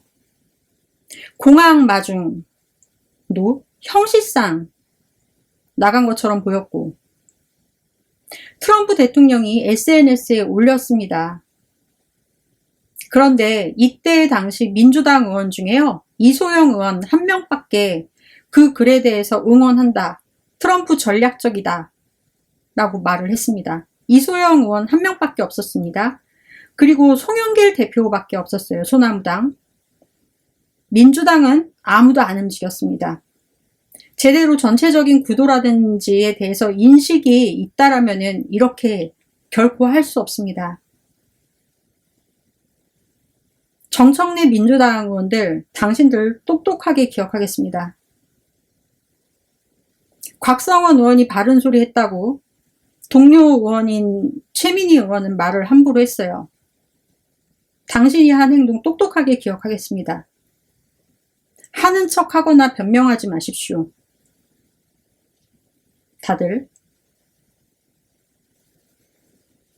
대한민국은 자유민주주의 국가입니다. 그런데 통제를 받는다. 이 말이 되는 소리를 하라는 것입니다. 통제를 받는다라면 당신들은 굴종했기 때문에 민의를 대신할 수 없다라는 것입니다. 무슨 말씀인지 알겠습니까? 언론사가 그런 보도를 했다라고 소송을 걸 게 아니라, 정정 보도를 요구할 게 아니라요, 당신들은 이미 통제를 받았다니까요. 머리를 구부렸다니까요. 굴종했어요. 굴종했다. 이재명 대통령이 잘 나가야 민주당도 잘 나갈 수밖에 없습니다. 조직적으로 움직여야 한다라는 것입니다. 아니, 여기는 나도 아는데 어떻게 나보다 모릅니까? 문재인 만나러 가고 홍범도 만나러 가고 관심이 없다. 이 문제에 대해서 이재명 대통령께서는 민주당을 뿌리를 뽑아내야 합니다. 뿌리를 뽑아야 하는 것이고, 그리고 이 김병기 원내대표라는 사람도 뭐 내란 특검법 때문에 이제 문제가 있었죠. 정청래 대표와 함께. 정청래 대표가 장난친 거죠. 거기에 이제 부안해동한 것이고. 근데 당시에 또 뭐라고 했냐면은 이 김병기 원내대표가 능력이 없다라는 것이 뭐냐면 이 건조한 소리를 씹으렸어요. 대통령 외교하고 왔는데 무슨 얘기를 했냐면은 친일 이야기하고 김영석 관장 얘기하고 강원도 가뭄 얘기했습니다. 가뭄 중요하고 그렇죠. 근데 뭐가 중요한지를 전혀 몰라요. 그 민주당 의원들 당시 어떻게 했습니까? 윤석열 CCTV 공개하라라는 이상한 소리를 했습니다.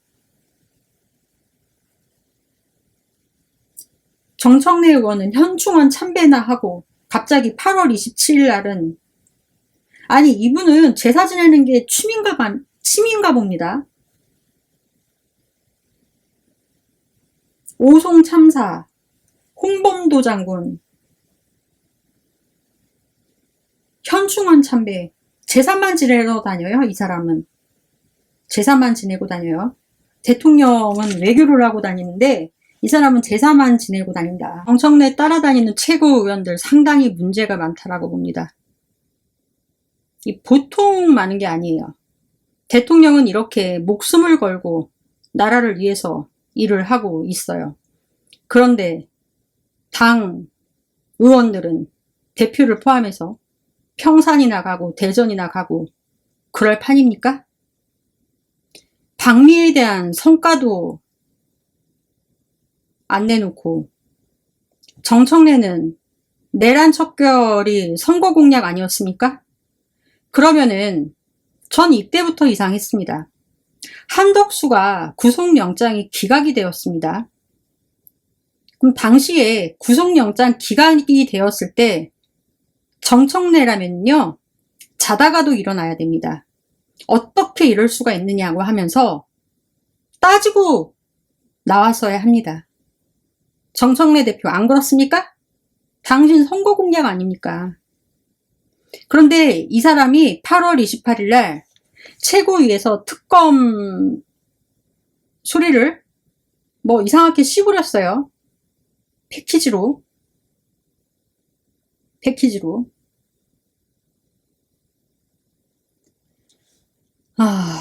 다 보였습니다. 이러한 상황이 나타날 거를.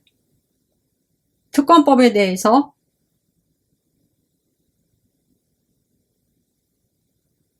이자들이 이렇게 할 것 같았습니다. 그리고 김민석 총리에 대해서 한마디를 하면은요. 이재명 대통령은 표현을 못 하시겠죠. 그쵸? 미국의 30장이 모두 총출동했던 정상회담이었습니다.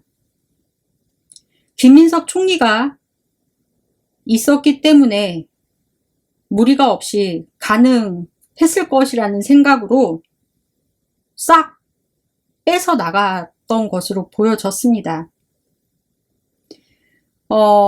말은 겉으로는 못해도 김민석 총리한테 굉장히 고맙고 든든하다라는 생각을 할 것 같습니다.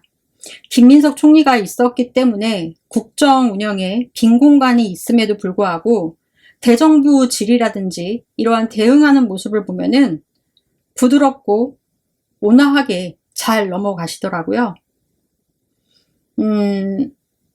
그런데 민주당이 오히려 가불에 빠져서 국민의힘에 편승해서 이재명 정부 3개월 정도 되지 않았습니까? 그런데 어떻게 같은 당 총리, 현재도 지금 민주당 의원입니다. 민주당 김민석 총리에 대해서 국무위원들이 조지려고 합니까? 민주당이 함께해서. 민주당이 그 편을 들어줘야 마땅한 거 아닙니까? 그리고 따져놓고 볼까요? 홈플러스 사태가 이재명 정부에서 벌어졌나요? 왜 이 문제를 민주당이 나서서 김민석 총리한테 따지고 댑니까? 이게 이재명 정부에서 일어난 일입니까? 이걸 왜 김민석 총리한테 조집니까? 그리고 국민의힘하고 함께 블레이어 하우스에 숙박을 못했다라고 하면서 홀대받았다라고 같이 몰아세우지 않았습니까? 이 블레이어 하우스가 어떤 곳이냐면은 엄청 오래된 건물이라고 합니다.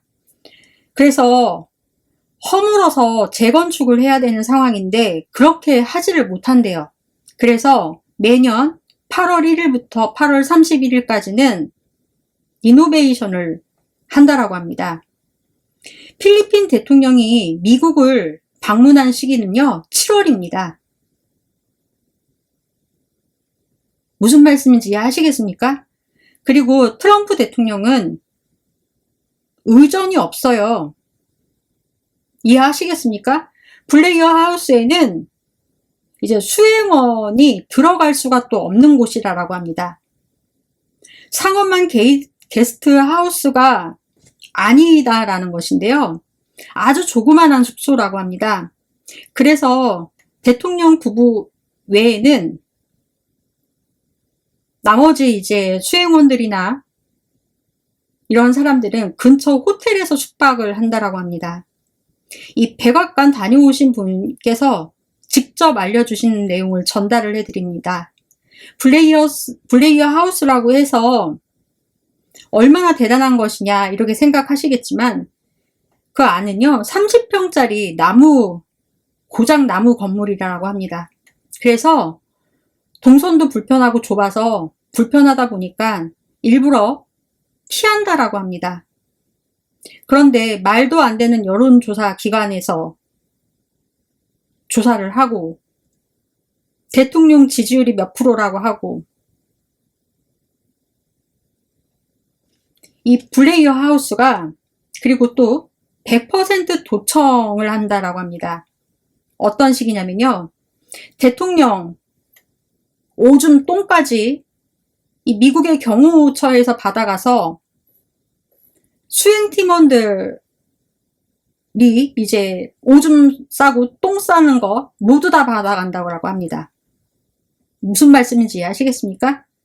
미국 정부 통해서 대통령 국가안보실장까지 다 체크하고 약 먹는 것까지 다 체크하고 해서 약점을 찾는다라는 것입니다. 예전에 기억하실 수 있겠지만은 박근혜가 병기를 중국인가 영국에 가서 병기를 바꿨다라는 말이 있었습니다. 이때 당시에 병기를 바꾼 것이 아니라요. 우리 경호팀이 그러한 오물들을 우리 경호팀이 직접 우리 손으로 수거할 수 있는 병기로 교체한 것이라고 합니다. 이 뭘 알지도 못하는 사람들이 블레이어 하우스에 대해서 말들을 하더라고요. 엄청난 이곳에는 함정이 있다라고 합니다. 알지도 못하면서 홀대를 받았다라고 언론사까지 쓸데없이 다뤘습니다. 답답하다 그래서 어떻게 나보다도 모르냐는 것입니다. 나보다도. 그리고 민주당 이제 여러 가지 문제가 있죠. 당대표 그쵸? 까놓고 물어봅시다. 반일, 반미, 좌파 정책으로 가버린다라고 한번 예상을 해볼게요. 민주당 정청래 대표의 골수 지지층, 문재인, 김어준 지지층만 갖고 내년 지방선거 치를 수 있다라고 생각을 하십니까? 당권만 갖고? 지방선거 다 망칩니다. 지금 조국 사건도 그렇고 내랑 특검법 당신들이 지금 벌린 일은요, 모두 다 지도부 사퇴해야 바른 것입니다. 지도부 사퇴부터 나오는 게 순리입니다. 그런데 당권 유지가 가능하다, 이 배부른 소리를 하고 있습니다. 민주당 이 지경 될 때까지 제가 앞에서도 말씀드렸지만 대통령 가만히 보고 계시지 않습니다.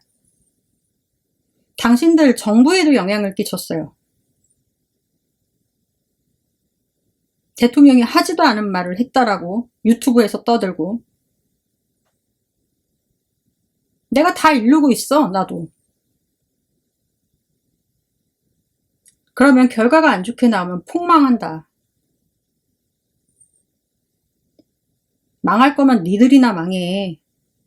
대통령까지 힘들게 하지 말고, 대통령한테 손 벌리지 말고,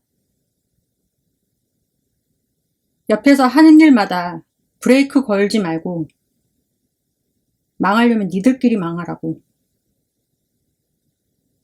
결국은 그런데 정권의 운명과 정당의 운명은 같이 가죠.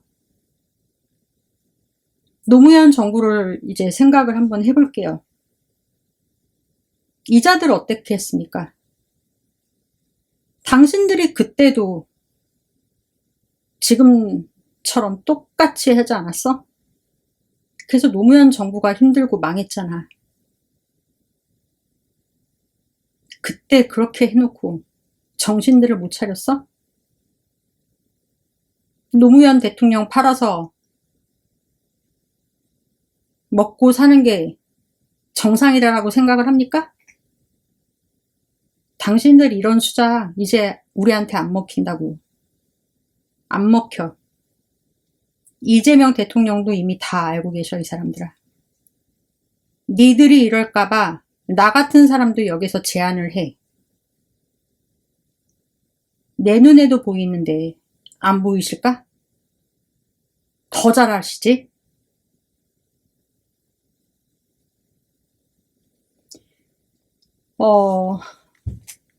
이재명 대통령이 일본에서 이시바 시게루 총리를 만났을 때 이렇게 보면요, 웃는 것이 아니었어요. 표정이 이 다소 정색한 듯한 표정을 지으며 정제된 표정으로 아주 영화배우 같으셨어요, 대통령이. 이 회담 장소로 걸어가는데 이시바 시게루가 웃더라고요. 왜냐면 이제 호스트니까. 아주 이 장면 저는 멋졌습니다. 아주 섹시했고. 그 장면이 KTV로 생중계가 됐습니다. 제가 또 이제 그 재방송을 또 다 봤지 않습니까? 이 일본 사람 앞에서 얘기하는 게 쉽지가 않은데, 이시바 시게루의 출생지가 도토리현이라고 합니다. 일본에서 가장 작은 지역구인데요. 완전 총동네이죠. 일본 정치가 우리나라에 재현되면 우리는 매일매일 아마 폭동이 일어날 것입니다. 일본 국민들은 어떻게 보면은 좀 안쓰럽기도 하지만 일본 국민들은 차별을 인정을 하고 지내요. 차별을 인정하거든요. 그렇기 때문에 다양성이 가장 많이 인정되는 곳이기도 합니다. 그렇다 보니 또 한편으로는 세습 문화, 귀족 문화까지 인정을 해버리게 되는 것입니다. 우리는 뭐 누가 서울대다, 카이스트 나왔다, 뭐 어디 나왔다고 하잖아요. 그러면 사람들 입장이, 그런데 네가 그렇게 나왔는데 내가 뭐 어쩌라고, 이런 식으로 반응을 합니다. 그런데 일본 사람들은 동경대 나오고 게이오대 나왔다라고 하면요, 그냥 인정을 해버리고 들어간다라는 것입니다. 그런데 이시바 시게루 그 부인도 게이오 대학을 나왔고 일본의 엘리트 중에 엘리트입니다. 여러분들께서 잘 모르시고 이미 아시는 분들도 계시겠지만 이시바 씨는 어마어마한 일본 내에 엘리트고 학자예요. 학자. 그런데 우리 이재명 대통령이 APEC 정상회담을 이제 초청을 했어요. 지금 총리에서 물러나긴 했지만 그때 뭐라고 하셨냐면은 서울이 아니라 우리 지방에 한번 와 보셔라 라고 했습니다. 이거 정말 잘하신 표현이라고 생각을 하는데요. 지금 시간이 지났으면서도 말을 하는 이유는 아무도 말을 안 해요. 나라도 기록에 남겨야 되기 때문에 말을 합니다. 이 일본 사람식의 표현으로 하셨습니다. 아주 준비를 잘 하셨다. 100점 만점에 100점이었고 김대중 오부치 선언을 계승한다. 공동 발표를 한 것도 큰 의미가 있고 이것에 맞춰서 다 할 거다. 아주 우리나라 위상에 맞게 합의를 충실히 잘 하셨다라고 봅니다. 아무도 근데 민주당도 그렇고 아무도 말을 안 하더라고요. 대단한 일인데도. 그래서 저는 혼자서라도 지났지만 기록으로 남깁니다. 1일 1동을 싸니까 맨날 뉴스가 많습니다. 민주당에 대해서 어떻게 말을 하지 않을 수가 없는 게 말도 안 나옵니다. 이재명 대통령은 대한민국을 어떻게 보면 새롭게 건국한다는 개념으로 지금 구상을 하고 있다라고 저는 보여집니다.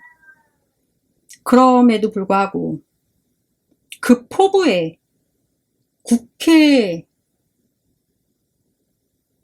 함께했던 민주당 의원들 박자를 못 맞추고 있다. 대단히 유감입니다. 대통령은 세계를 보고 나아가려고 하고 있어요. 실제로 그런 계약도 따왔고. 그런데 민주당은 어떻게 된 게 검찰개혁, 특검법을 야합하고 어떻게든 이거에 숟가락 얹으려고 하는 정청래 대표 따위의 말에 휘둘려서 짬밥도 안 되는 사람들이 법무부 장관을 들이받고 쥐새끼처럼 기어나와서 대통령이 임명한 법무부 장관을 함부로 말합니까?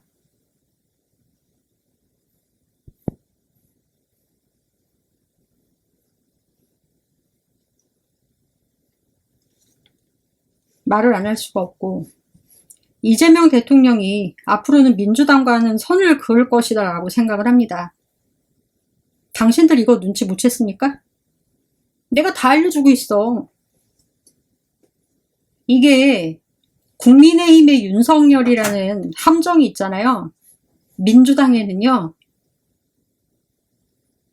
조국과 문재인이 있어요. 그리고 조국 사면으로 정청래를 견제한다라는 말 내가 퍼뜨렸다고. 내가 퍼뜨렸어요. 왜 그랬냐고? 긴장하라고. 근데 본의 아니게 그렇게 됐잖아. 본의 아니게. 조국과 정청래는 한 배입니다. 최강욱 의원 제명 시킬 게 아니라 경질시켜야 되고 제명도 시켜야 되고 조국 혁신당은 전원 사퇴를 했습니다. 비대위가 들어섰고 최강욱 교육연수원장 이런 사람을 교육 무슨 원장으로 뽑는다 라는 것 자체가 코미디입니다. 코미디. 하지만 근데 저 자진 사퇴했어요. 근데 당원권 정지 1년을 내렸다고 합니다. 이 뭐하는 짓이냐고. 최강욱 연수원장을 임명한 정청래 당신도 책임져야 돼. 동반 사퇴해야 된다고. 뭔 말인지 알겠습니까? 다들 정신 좀 차리십시오. 나라가 진짜 코미디로 가고 있습니다. 돼지들에게 돼지 취급받지 않도록 그리고 K돼지 취급받지 않도록 이 정치인들 분발하시기 바랍니다. 지난 영상에서는 하도 화가 나서 유튜브를 하면서 처음으로 쌩 난리 욕을 다 했습니다. 너무 화가 나서 근데 다 한 거 아니에요. 욕하려고 하면요, 창의적으로 요구합니다. 주변을 이제 그래서 벙 쩔게 하기도 합니다. 말려요, 주변에서. 근데 화 잘 안 내요. 지난 방송에서 조국혁신당 성폭력 사건으로 인해서 화가 하도 많이 나서 욕을 했어요. 그래서 뭐 불편하게 들으셨다라면은 죄송합니다. 화가를 잘 안 내는데 화가 났습니다. 일단 잘 부탁드리고요.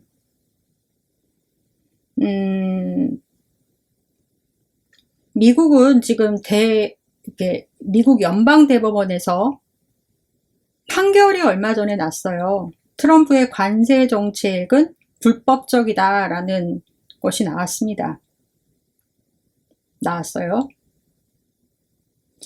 이 사람에 대해서 정상적이지 않는 이 관세 정책이다라는 판결을 내렸어요.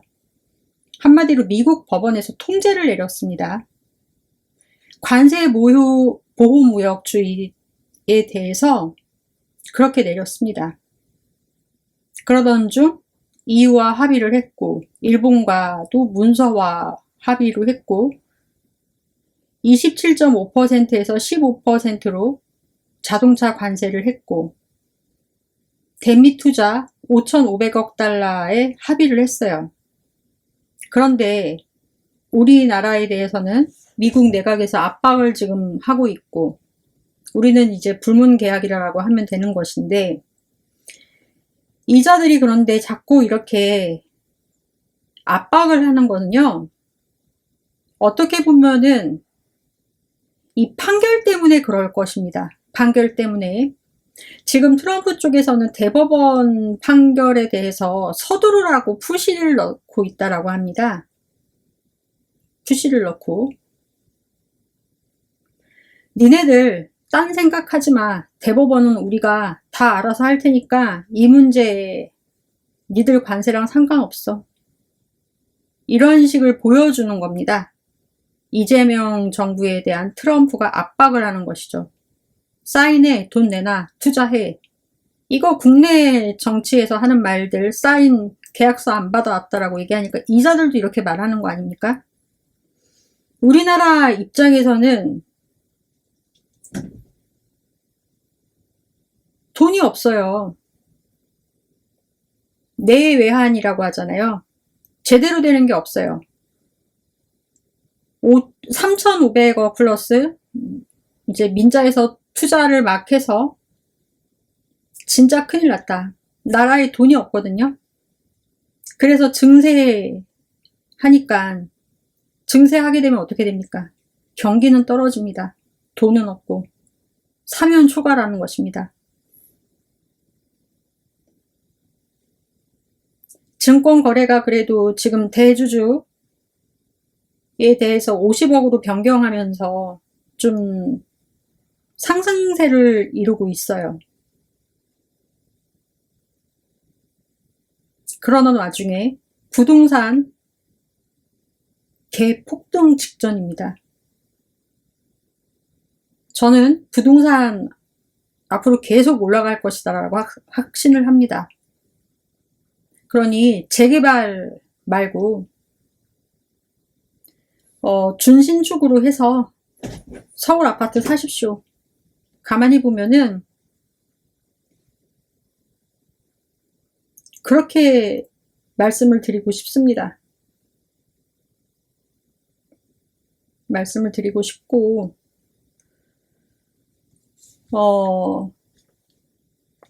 그쪽 미국에 대해서 말은 뭐 이제 자기들이 불안하니까 이제 그렇게 한다라고 보고요. 하여튼 오늘은 좀 영상이 좀 길었습니다. 누구도 그 한미 정상회담, 방일 정상회담에 대해서 아무도 말을 안 해서 나라도 기록에 남기기 위해서 오늘도 또 조회수와 상관없는 이제 영상을 올렸는데요.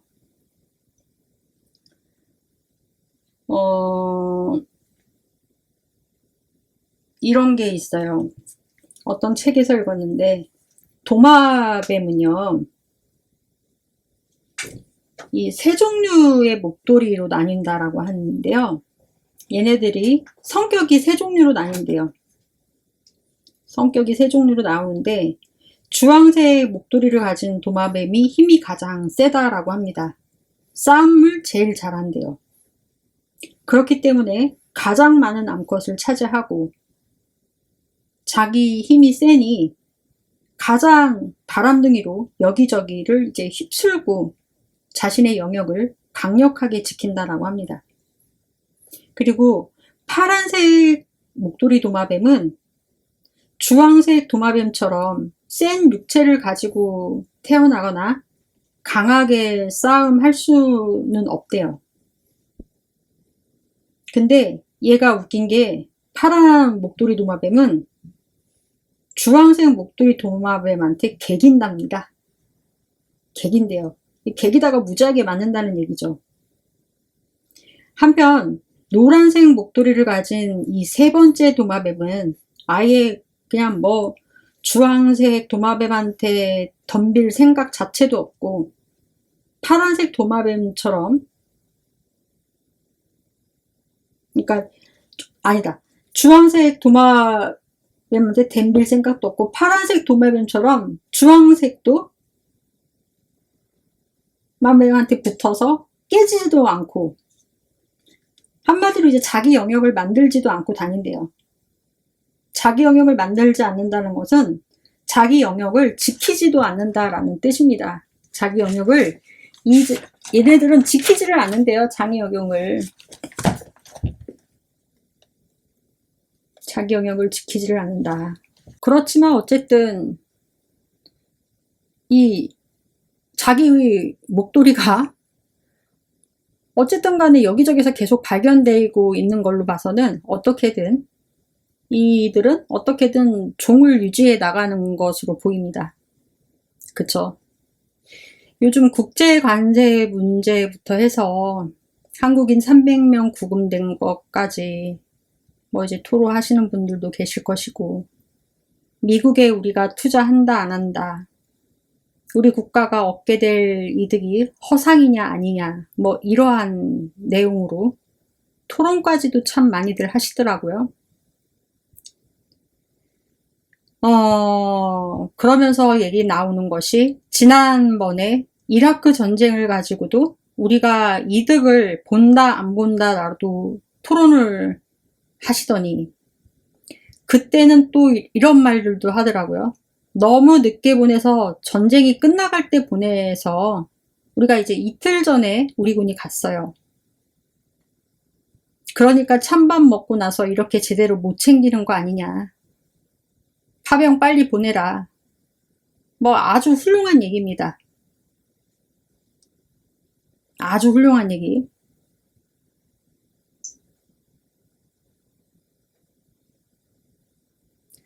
뭐 하기는 사람이 살면서 먹고 사는 게 일단 급하니까. 그렇죠. 우리 북한 동포들을 한번 보십시오. 산속에 들어가서 송이 채취 사업하고, 지금이 어느 시대인데 산속에 들어가서 야생버섯 채취하고 그걸로 외화 수입원 삼는다라고 합니다.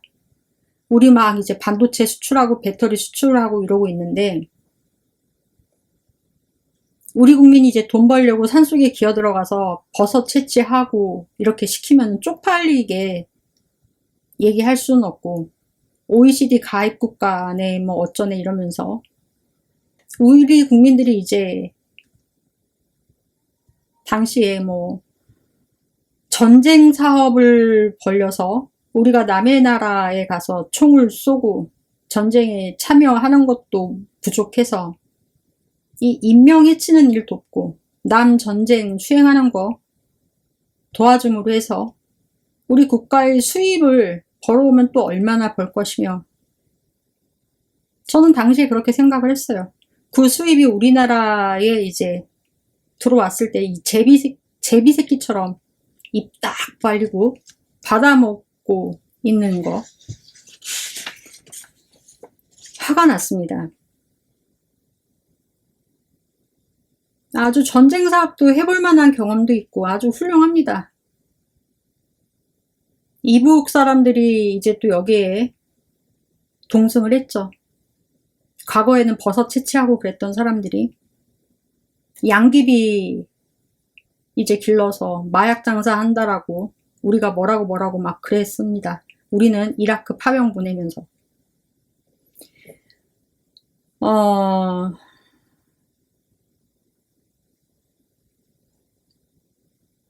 이게 뭐냐면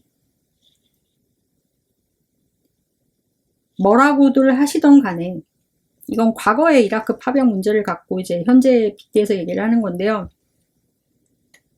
굉장히 두서가 없습니다. 편하게 지금은 말씀을 드리는 것인데요. 사람 목숨을 전자오락으로 취급을 하고 실질적인 인명의 살상의 느낌 없는 폭탄을 클릭하는 순간 땅에 폭탄이 떨어지고 휙 하는 순간 분명히 저 밑에는 많은 사람들이 아우성을 치고 울부짖고 뼈와 살점이 튀고 있을 것입니다. 그런데 사람들은 전쟁의 비장함에 대해서 이야기를 하지만 한켠에서는 울부짖는 사람들 앞에서 이번 강제구금에 대해서 수익성에 대한 이야기라든지 이러한 시기를 검토하고 있다.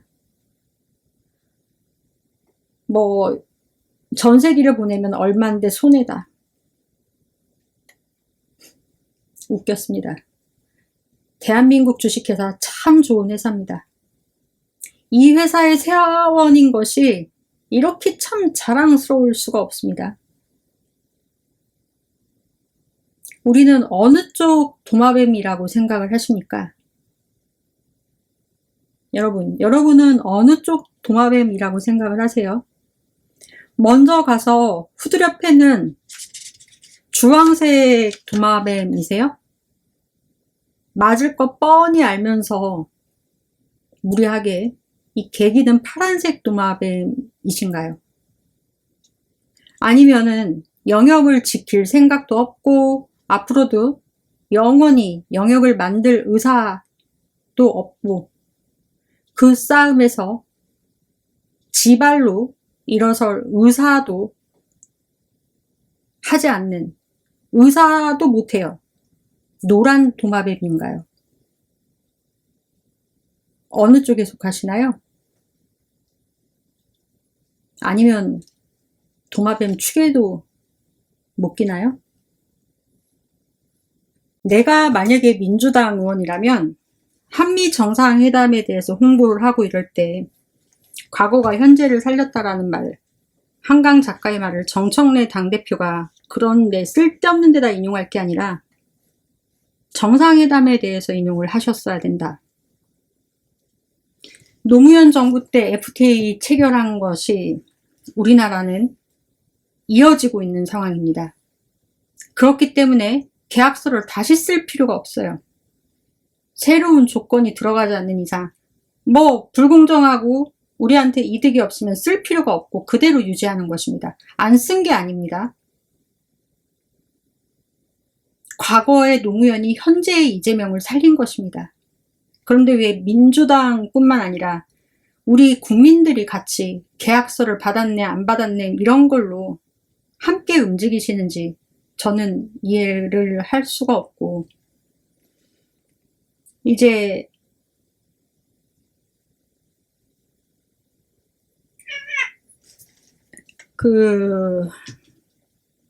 미국이 필요로 하는 제조업 공장 설립에 대해서 인력 파견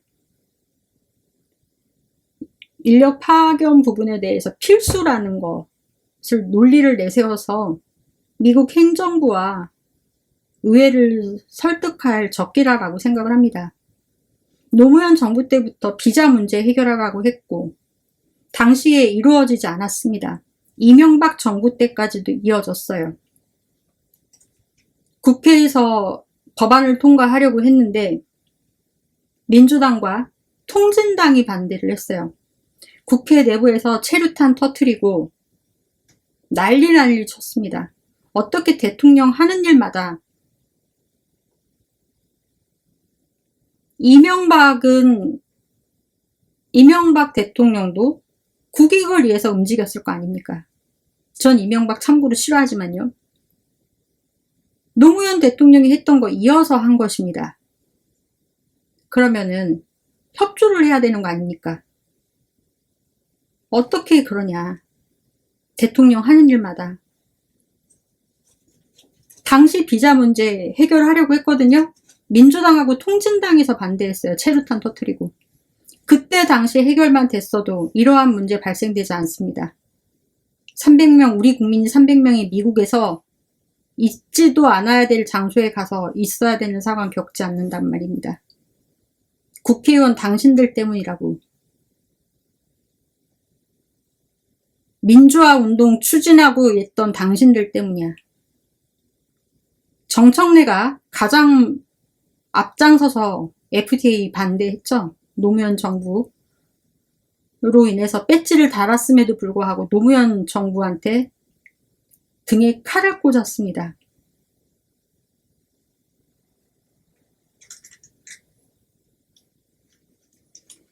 그렇지만 이번 일로 미국과 이제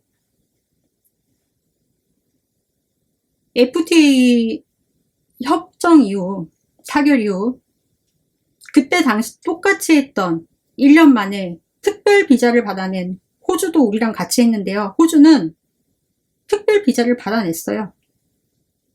대한민국은 호주를 벤치마킹 해야 된다라는 생각이 듭니다.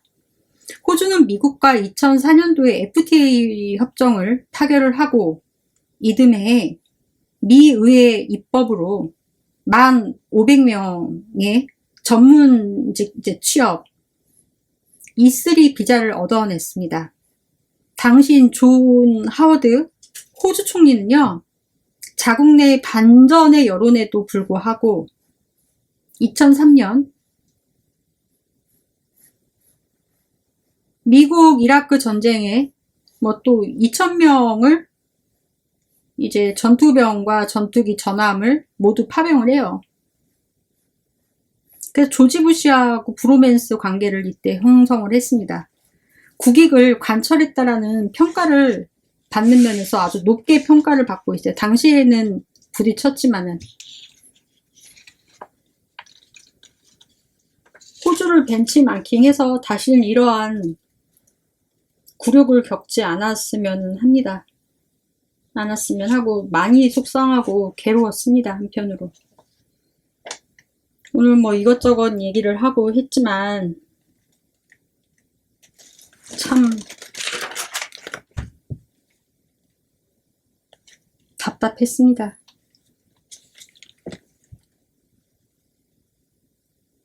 FTA 협상이 이루어진 나라예요. 우리나라는. 그리고 당시 계약에는요. 이 체결을 하면서 비자 연장을 위해서 비자국을 설치한다라는 걸로 이제 의회에서 회의를 한 거고 민주당과 통진당 반대한 것이고요. 뭐 했습니까? 문재인 정부는. 노무현만 팔면서.